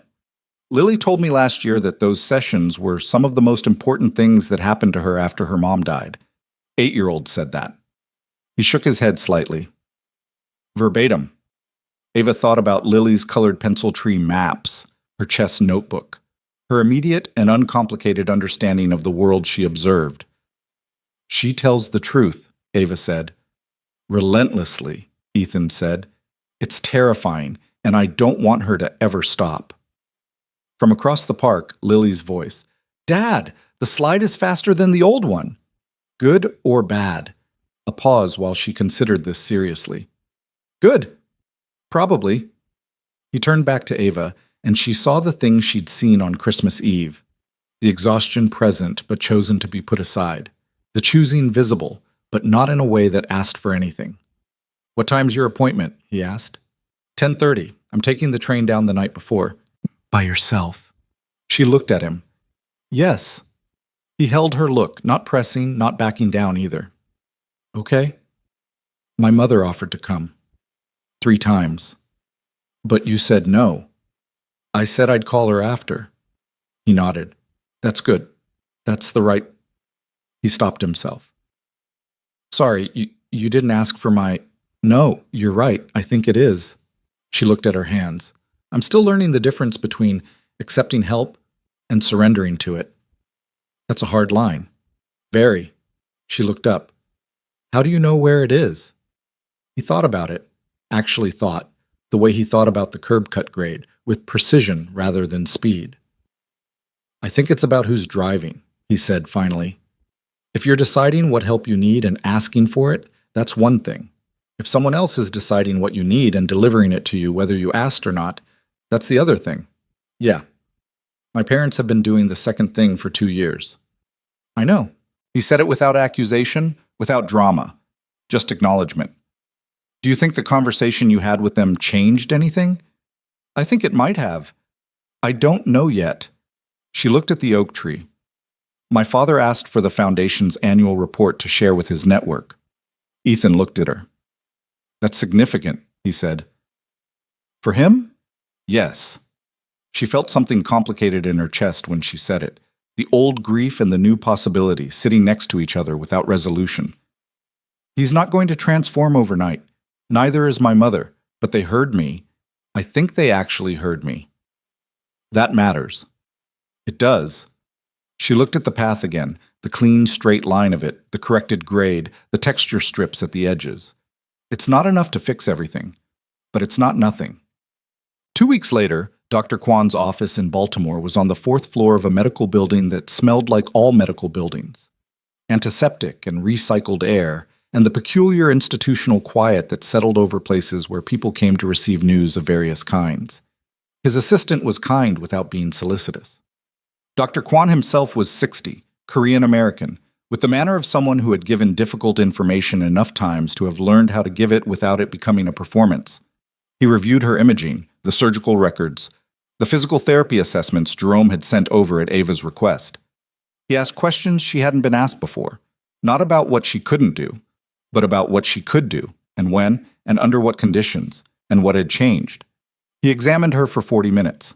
He was specific and careful, and he talked to her like someone conducting an investigation rather than delivering a verdict. Afterward, he sat across from her and said, "There are 2 things I want to tell you. The first is that your PT work has been more effective than your previous assessments have indicated. You have substantially more functional capacity in your lower extremities than the clinical notes reflect, which tells me your therapy program may have plateaued rather than reached an actual ceiling." She sat very still. "The second thing," he said, "is that I want you to come back in 6 weeks for a full functional reassessment with my team. I'd like to put together a new program that's more targeted than what you've been doing. It's not going to be fast, but I think your situation is more recoverable than you've been told." She heard the word recoverable. She had been careful with words like this for 2 years. Hopeful language that eventually became the cruelest kind. She held it at a distance, examined it. "What does recoverable mean in specific terms?" she asked. He respected the question. He answered it specifically. Percentages, timelines, ranges, what was likely and what was uncertain, and where the science was still open. He did not dress it up. He did not sell it. By the time she left the building, the March afternoon had gone bright and cold, the Baltimore streets doing their ordinary business. She sat outside the building for a while. On the accessible exit ramp, which was a good one, smooth, correct grade, well-maintained, she noticed this automatically, the way she'd started noticing these things. She called her mother. Patricia answered on the second ring, which meant she'd been waiting. "How was it?" her mother asked. "He wants to see me again in 6 weeks," Ava said. He thinks I have more capacity than my current program is working with. Silence.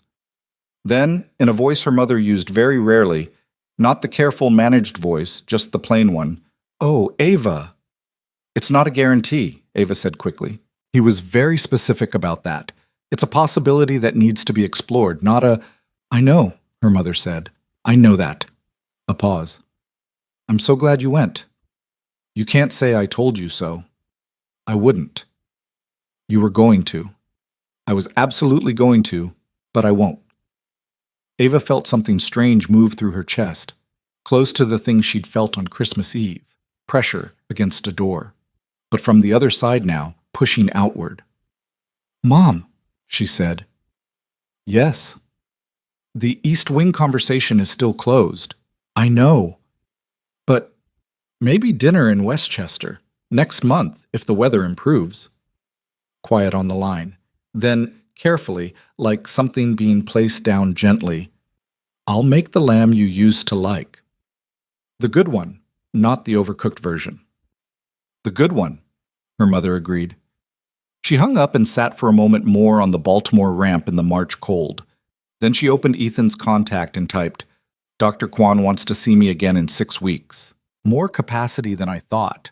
Not a guarantee, but something." She sent it. His reply came while she was navigating toward the ride she'd arranged. Something is the right word for it. Then a minute later, "Lily says hi. She's been asking about you." Ava looked at that, at the matter-of-fact way it was delivered. "Lily says hi. She's been asking about you." Like it was ordinary. Like it was simply a thing that was true. "Tell her hi back," Ava wrote, "and that the park in Baltimore has a terrible curb cut.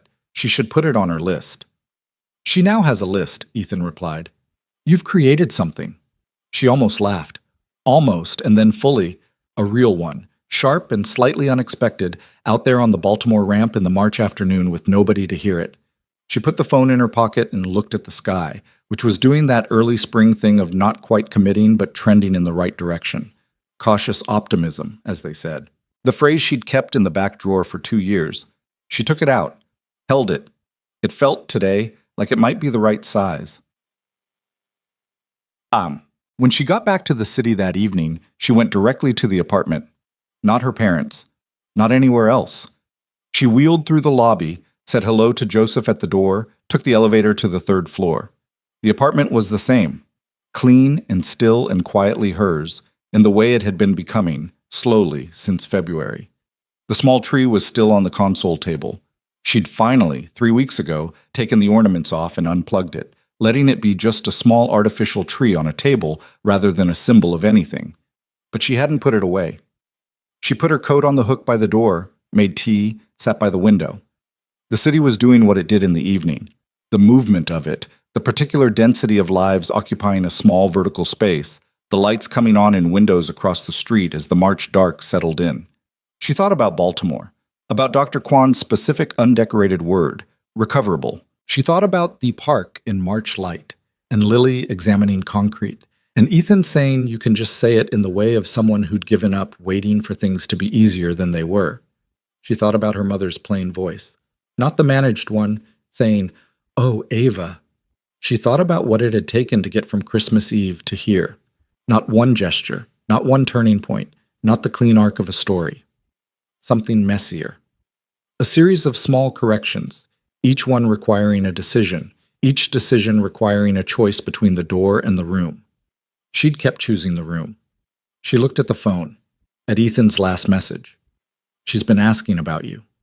She put the phone face up on the table beside her tea. Outside, the city moved. Below her window, someone was laughing. A real laugh, the kind that happened to a person rather than being produced by one. She listened to it until it faded. The tea was good tonight. She'd done it right. The temperature, the steeping time, small things. She picked up the phone, opened her calendar. Confirmed the Baltimore appointment in 6 weeks. Confirmed the Westchester dinner in April. Then she opened a blank note and wrote, without knowing exactly why, but doing it anyway. Things that are mine. She looked at what she'd written. Then she started a list. The apartment. The decision to go to Baltimore. The phone call to her father. The text she'd sent her mother without softening at first. the foundation work, the park and its corrected curb, the candy cane, still on the nightstand, which she also had not moved and had finally stopped pretending to have an explanation for, the new therapy program that hadn't started yet, the dinner in Westchester that was just dinner, not surrender, the text she was going to send tomorrow asking Ethan if Lily wanted to come to the park with her when the leaves came in, the way he'd promised she could in spring. She looked at the list. It wasn't long. It wasn't everything. But it was hers, and it was real, and it had taken 2 years and a Christmas tree and a child in an orange scarf to begin. She saved the note, put the phone down, finished her tea. Spring came to the city the way it always did. Not gently, not dramatically, but in the argumentative way of a season that had to fight for every degree. March gave up its cold reluctantly. April arrived with rain that couldn't decide if it wanted to be winter or not. But somewhere in the third week of April, the oak tree in the corner park put out real leaves. Not the tentative suggestion of buds, but actual leaves, green and committed. And Ava noticed them on a Tuesday afternoon when she came by to check on the pathway after a heavy rain, making sure the drainage was holding. She texted Ethan a photo of the leaves. He replied, "She's going to want to draw that. Bring her Saturday. She'll hold you to it. I'm counting on it." Saturday came overcast but dry, which in April was as good as it got. Lily arrived at the park carrying a canvas tote bag that contained, as she explained to Ava without being asked, 3 different pencil types, a sharpener, a kneaded eraser, and a sketchbook that was not the same as her chess notebook because they were for different kinds of thinking. "That makes sense," Ava said. "I know," Lily said, and settled herself on the bench under the oak tree with the focused preparation of someone setting up a workstation. Ethan sat on the other end of the bench with a cup of coffee from the cart on the corner. He'd started doing that, not asking if she wanted anything, just bringing an extra cup and setting it in the drink holder clipped to her chair's armrest and not making a point of it. She'd started not thanking him for it after the 3rd time, because they'd tacitly agreed that the thanking made it awkward and the coffee was just a fact. She drank it and watched Lily draw the tree. Lily drew slowly and with great seriousness. She would look at the tree for long periods, longer than seemed necessary, longer than most children sustained attention for anything, and then look at the page and draw a few lines and look back. She held the pencil lightly. She made marks and then considered them and sometimes erased them and sometimes didn't. "She does this for an hour sometimes," Ethan said quietly, not to interrupt. "I know," Ava said. She'd come twice before this with them, on Saturdays since the park finished. She knew the rhythm of it now. "It's how she thinks." "You used to draw?" "No, I built spreadsheets, same function, different medium." He looked at her sideways. "You're saying a spreadsheet is the same as," he gestured at Lily's sketchbook, "a system for making sense of what you're looking at?" "Yes." She took a sip of coffee. "Don't make that face." "I'm not making a face." "You're making a face." He looked away and she could see the side of his jaw doing the thing it did when he was suppressing something. Not sadness, just the particular private amusement he didn't always let all the way out. She'd come to know that jaw, the tells of it, the way it held things he hadn't decided yet whether to say. The April morning went on around them. 2 kids on bikes navigated the new pathway with the wobbling confidence of children who had not yet fully internalized that falling was a possible outcome. An older man with a small terrier stopped to read the new park information board. There was one now, a small mounted sign with the accessible features listed and the Foundation's logo in the corner, which Ava had noticed the first day it went up and had not mentioned to anyone, but had sat in front of for a few minutes alone before leaving. "The second Baltimore appointment was last week," she said. "I know. You told me." "I know I told you. I'm saying it again because the results came in yesterday and I didn't say anything yet." He turned, set the coffee down, gave her his full attention in the way that still caught her slightly off guard. Not because it was intense, but because it was just completely present. No performance in it. Just here. "Dr. Kwan's team ran the full functional reassessment," she said. "The new program has been running for 6 weeks. The results—" She stopped. Not for drama, because the word still required some handling. "There's measurable improvement in nerve signal conduction in my left side. More than the first assessment showed. He thinks with the targeted program, over the next 12 to 18 months, I have a reasonable chance, Not a guarantee, he was very clear. Of recovering partial standing function, maybe more. Ethan was quiet. It's not walking, she said. Not necessarily. It could be, but that's the best case end of a range that has a lot of uncertainty in it. But it's more than you thought. Significantly more. She looked at her hands. I spent 2 years being told I'd plateaued, that I was at my ceiling. Turns out the program I was on had plateaued. Not me. There's a difference. A significant one, she exhaled.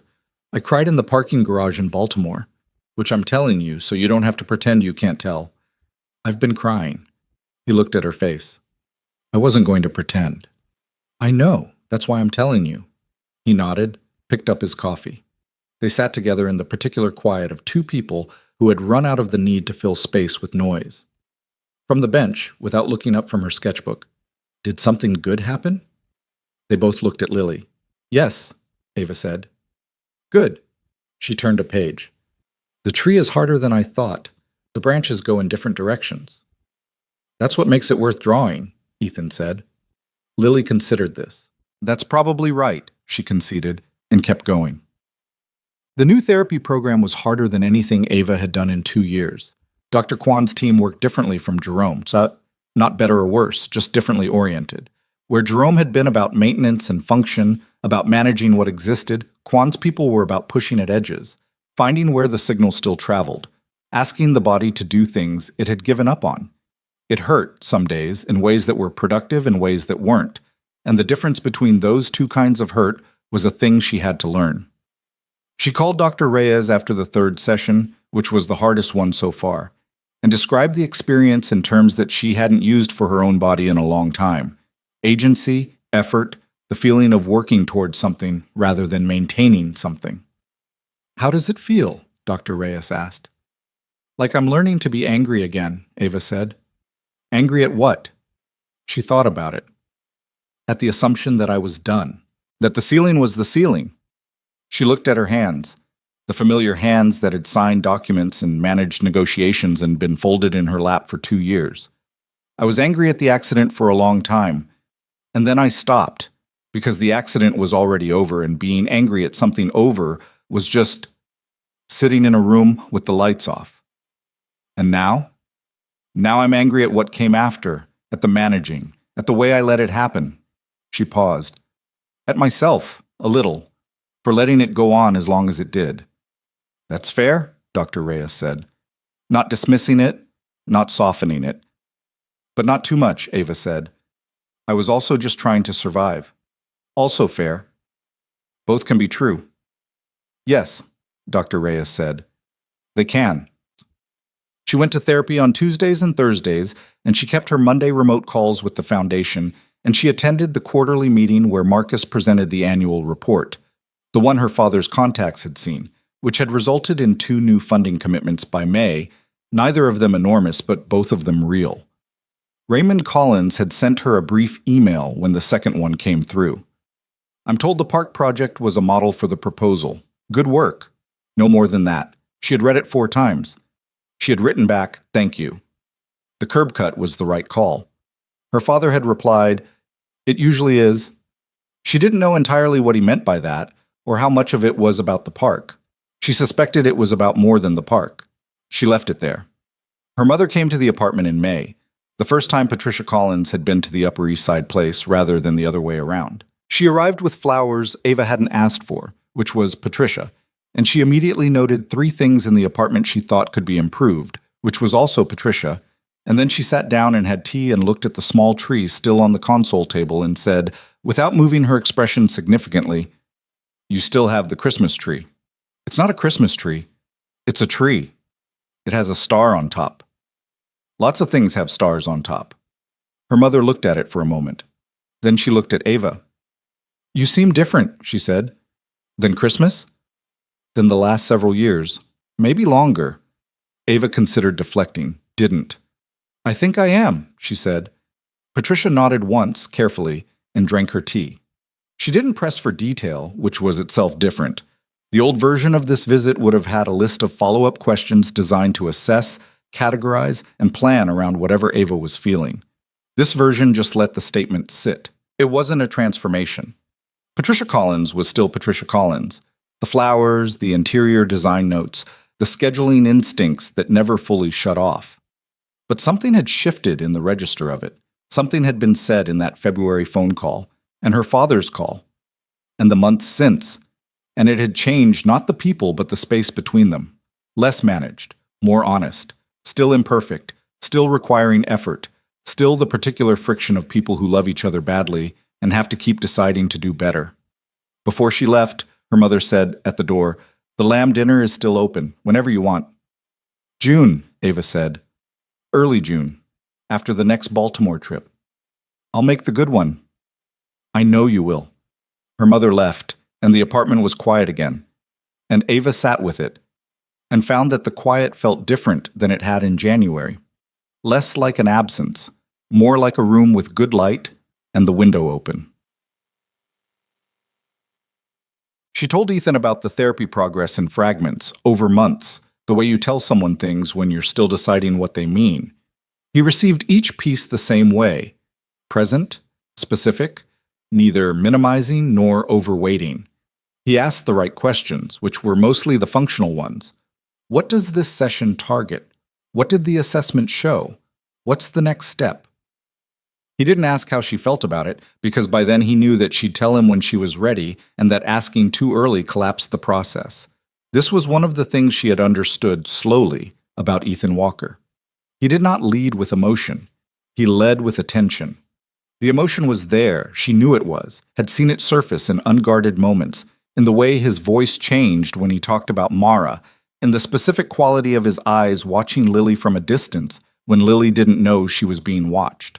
But he carried it the way he carried most things, steadily, internally, spending it where it would do something rather than letting it run. She had spent a lot of time in those months thinking about what it was exactly that she felt for him. Not because the feeling was complicated, it wasn't, not anymore, but because she wanted to be honest with herself about it in a way she hadn't always been honest about things. The pre-accident version of Ava Collins had been good at knowing what she wanted professionally, and not very practiced at knowing what she wanted in the quieter parts of her life. She'd treated relationships with the same efficiency she'd brought to everything else, and efficiency was not the same as care, and she knew the difference now in a way she hadn't then. What she felt for Ethan was not efficient. It was inconvenient and slow-moving and didn't resolve itself into a clean assessment. She cared about him specifically, not the category of him, not the archetype of a kind man who'd been good to her when she needed it. Him. The worn watch and the granola bar, and the way he said marginally as a complete sentence. The fact that he'd spent 6 years learning which parks in his territory had bad drainage and which ones had good soil for what kind of tree. Not because anyone would ever know or promote him for it, but because the work was real and required real knowledge, and he had decided that mattered. She told him in June, not on a grand occasion, not with preparation. They were in the park, the same corner park. A Saturday, Lily, in the process of completing a full-color version of the oak tree that had taken 3 separate sessions to get right, and Ava had been watching him watch his daughter, and the watching had that quality it sometimes got, the quality of looking at something you don't want to lose. And she thought, you could keep not saying it. You've gotten very good at that. She said, I think I've been in love with you since February. He turned from looking at Lily. His expression went through several things in rapid sequence, ending on something that wasn't surprise exactly, but was the face of a man who had been waiting for an external event to confirm an internal calculation. February, he said. The diner. When you said compliance is a floor, not a ceiling. He looked at her. Don't flatter yourself, she said. It happened gradually. The diner was just where I dated it to. I'm not flattering myself. A pause. He stopped, tried again. I've been careful. I know. Because you were going through things, and I didn't want to be something that happened to you while you were going through things. She heard the precision of that. Something that happened to you. Like a weather event. Like one more external force acting on a person who'd already had too many external forces acting on her. You're not, she said. You haven't been. How do you know? Because I got to choose this. Nobody arranged it. Nobody managed it toward an outcome. I found you in a neighborhood parks meeting because I made a decision to go, and the decision was mine, and what came after it was also mine. She looked at him steadily. That matters. You don't know how much that matters. He was quiet for a moment. The park made its ordinary sounds. Lily turned a page in her sketchbook, looking for more space. I know some of how much it matters, he said quietly. She believed him. I haven't, he started, stopped. The careful man being careful. Since Mara. I haven't let anything get close enough to be a decision. For a long time I told myself it was about Lily, that I needed to be focused on her, and that was true mostly, but it was also, he looked at the oak tree, easier to not be a person who had that kind of thing available to them. And now? He looked back at her. And now I'm standing in a park. I built a better curb cut in because of you, and my daughter is drawing a tree. She came back to see because of you, and the answer to your question is yes. He said it plainly, no decoration, just the word and what it was carrying. Yes, whatever the actual question was. The actual question was whether you felt anything similar to what I just described. The answer is yes, he said, again, and this time there was the jaw. The held-back thing fully released, and it turned out to be a real smile, wide and slightly undone, the kind she hadn't seen on him yet. The exhaustion still there in the eyes, but competing with something else now. Something that wasn't winning exactly, but was at least fighting. From the bench, without looking up, Are you two done being weird? They both looked at Lily. We weren't being weird, Ethan said. You were being quiet in the weird way, not the normal way. She examined a line in her drawing, decided against it, erased it. It's fine. I figured it out. You figured what out? She looked up. Looked at both of them with the complete and unembellished attention that was simply how Lily Walker engaged with the world. That you like each other. Like actual like. She returned to the drawing. I've known since January. Ethan stared at his daughter. She always knows, Ava said. She's 8. She knew I was alone from across a plaza, Ava said. In the dark, in a crowd. Don't underestimate her. Lily looked up again briefly. Ava's right, she said, and went back to the tree. They did not rush. That was the truth of it, and it was important, and Ava understood it the way she'd come to understand the things that mattered. Not as a romantic idea, but as a practical fact. Ethan was a man with a full life. Lily's school, Lily's schedule, the job, the parks in his territory, the Saturday trips to Jersey to see Daniel, who had become a fixture in Ava's peripheral awareness as a person who played chess with his niece and drove a manual chair and once, on a call she hadn't known Ethan was on, been described by Lily as basically a second dad except he loses at chess. The full life had edges, and she respected them, and he respected hers, the therapy, the Baltimore trips, the foundation work, the ongoing slow renegotiation with her parents that was neither resolved nor abandoned. They had dinner the first time in July, without Lily, a restaurant in Brooklyn Ethan had chosen because it had good accessible entry and a quiet corner table and food he was actually confident about, which was, he told her, a short list. He was nervous in a way he didn't try to hide, which she found unexpectedly affecting. The composed man with the quiet exhaustion, slightly off his footing, eating his food in a way that suggested he wasn't fully tasting it. You're nervous, she said. Yes. Why? He looked at her. Because this matters. Things that matter make me nervous. I've had a long time of not having things that matter in this particular way, and I forgot what it felt like. It feels like not tasting your food. Apparently, yes. She picked up her wine. I'm nervous too. You don't look it. I ran a company that raised $420 million. I know how to look calm when I'm not. She set the glass down. I'm also not as nervous as I expected, and I've been trying to figure out why. And? Because it's you, she said, which makes it less frightening than it would be otherwise. Does that make sense? He looked at her for a moment. Then he picked up his fork and actually ate something, and she took that as a yes. The Baltimore appointments continued through the summer and into the fall. Dr. Kwan's team marked progress in the methodical, precise way of people who understood that hope required specificity to be trustworthy. By August, Ava had standing function with support. Parallel bars, a few seconds at a time, the effort enormous, and the seconds real. By October, the parallel bars had extended to a walker in controlled conditions. Dr. Kwan was careful with language, always careful, and she appreciated that about him because she'd learned to be careful too. Hope was not the same as certainty, and she'd stopped needing it to be. She told Dr. Reyes about the first time she stood in October for 11 seconds with the walker and Jerome spotting her. "I cried," she said. "Of course you did," Dr. Reyes said. "Not the way I expected. I thought it would feel like winning something. It felt more like finding something I'd misplaced." She thought about how to say it. Like the version of me who stood up wasn't different from the version who'd been in the chair. They were the same person, and I hadn't expected that. I'd been so focused on walking as a destination that I forgot the person arriving would be the same person who left. What did that feel like?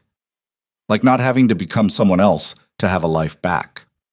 She looked out the window, the November street, like the work wasn't about turning into a different Ava. It was just about giving this one more room, Dr. Reyes wrote in her notebook. The good writing, the kind she came back to. Set, her parents came to the apartment in November. Both of them, together, which they hadn't done since the early days after the accident. Her father carried a bottle of wine he'd selected with visible intention. Her mother brought nothing, which Ava recognized as effort, the deliberate restraint of someone who'd made a decision not to arrive managing things. They saw the apartment for what it was now. Hers. The books she'd chosen, the furniture she'd slowly and deliberately replaced piece by piece as she could afford to and as it suited her. The small tree still on the console table, which neither of her parents commented on. The notebook on the desk, the real one, not a tablet, a paper notebook, where she'd been keeping track of the PT program, the foundation projects, the things she was building. Dinner was takeout because she'd offered to cook, and they'd both said no, which was the right answer because she was not, she was willing to admit, a skilled cook. They ate at her table, the four of them, herself and her parents, and the city outside the window, and the ghost of all the dinners in Westchester where the space between them had been filled with performance instead of presence. It wasn't perfect.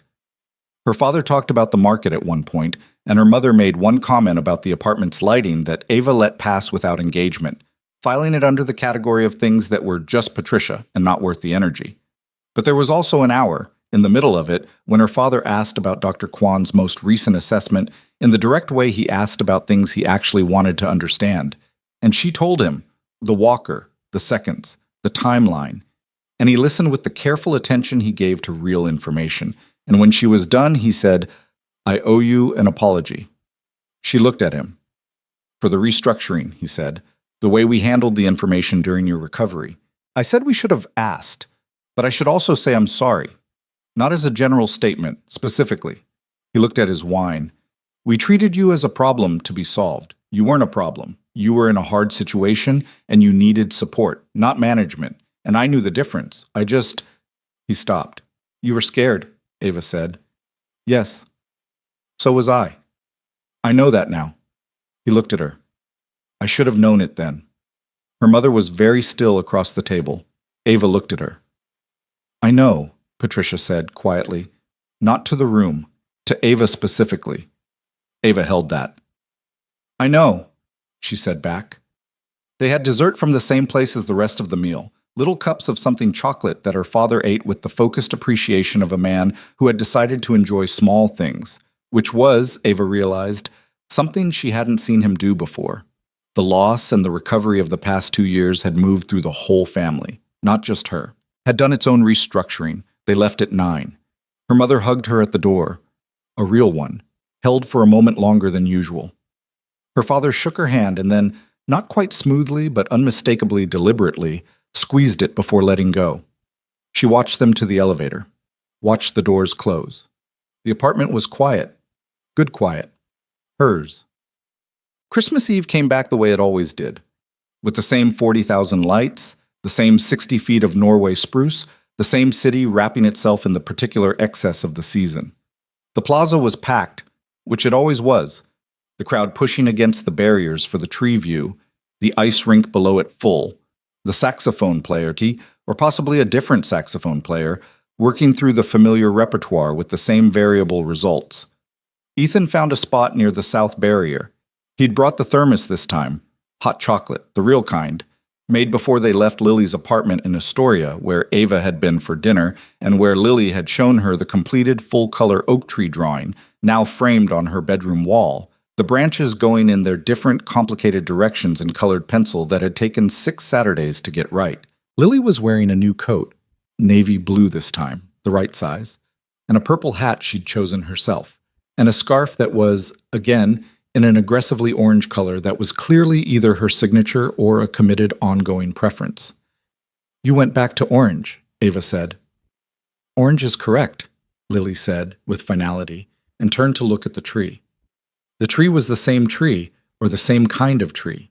Another Norway spruce, another 60 feet, another 40,000 lights. The lights ran gold and white and deep blue near the base, the star pulsing at the top. Below it, the ice rink reflected everything doubled.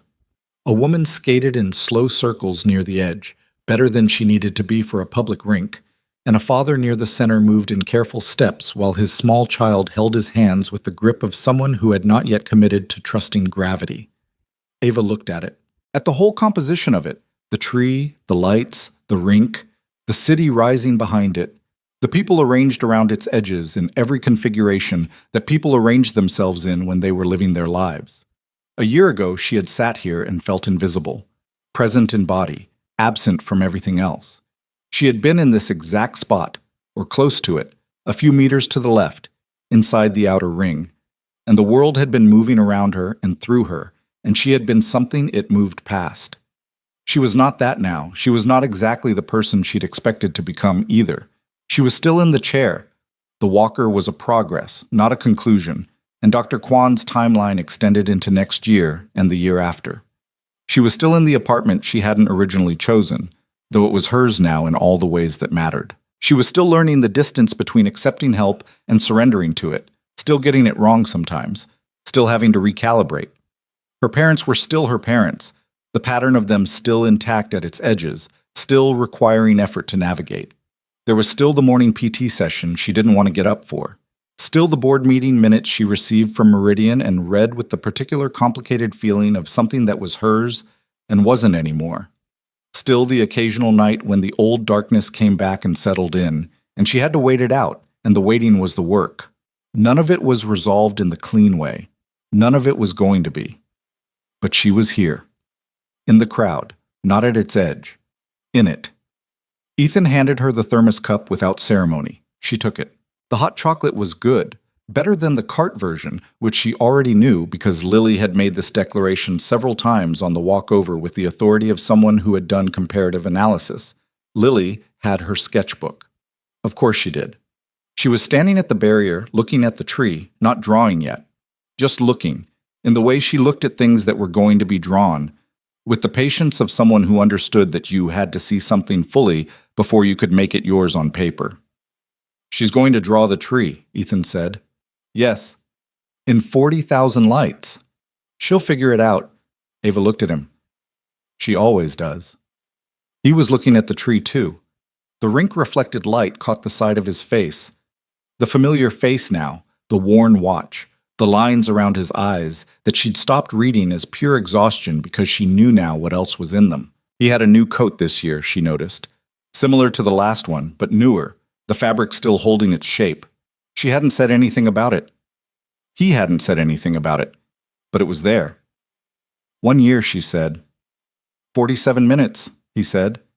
She turned to look at him. He was already looking at her. "You looked it up," she said. "You told me. In February." She had told him. A text, late at night, when she'd been thinking about it. "I was here for 47 minutes before you two showed up." She hadn't thought he'd kept it. "You remembered." "I remember things," he said simply. She looked at the tree, at the lights in it, at the way the colors moved in the cold air, the slight shimmer that came from her eyes adjusting to the brightness, or from the string arrangements, or from the particular physics of cold air and warm light that she'd never fully understood. "I want to tell you something," she said. "Okay, last year when you said Merry Christmas, I almost didn't handle it well. I turned toward the tree so you wouldn't see my face." She held the thermos cup in both hands, not because it was too much, because I'd forgotten what too little felt like. I'd spent so long being looked through that 2 words said like they meant something, just 2 words, almost knocked me over. She paused. I didn't know how close I was to the edge until you pulled me back from it. Without knowing that's what you were doing. He was quiet, listening in the way he listened. I'm not the same person I was standing here a year ago, she said. I'm not fixed. I'm not transformed. I'm just more myself than I was. And a significant amount of that is because of you and that kid. She looked at Lily, still at the barrier, still waiting to start. And I needed you to know that explicitly, out loud, in the place where it started. Ethan was quiet for long enough that she looked back at him. His jaw was doing the held thing, but not held this time. Released. His eyes had the quality they'd had in the diner, in April, and all the moments when she'd caught him without his careful guard fully in place. Open and slightly undone, and entirely real. I know, he said. I know that. He said it not dismissively, but the way he said things he'd already made peace with, in facts he'd looked at and decided were true. And for what it's worth, you did something for me too, which I didn't think was going to happen. He looked at the tree. Not specifically. I just mean, I'd gotten used to the idea that the most important parts of my life were behind me.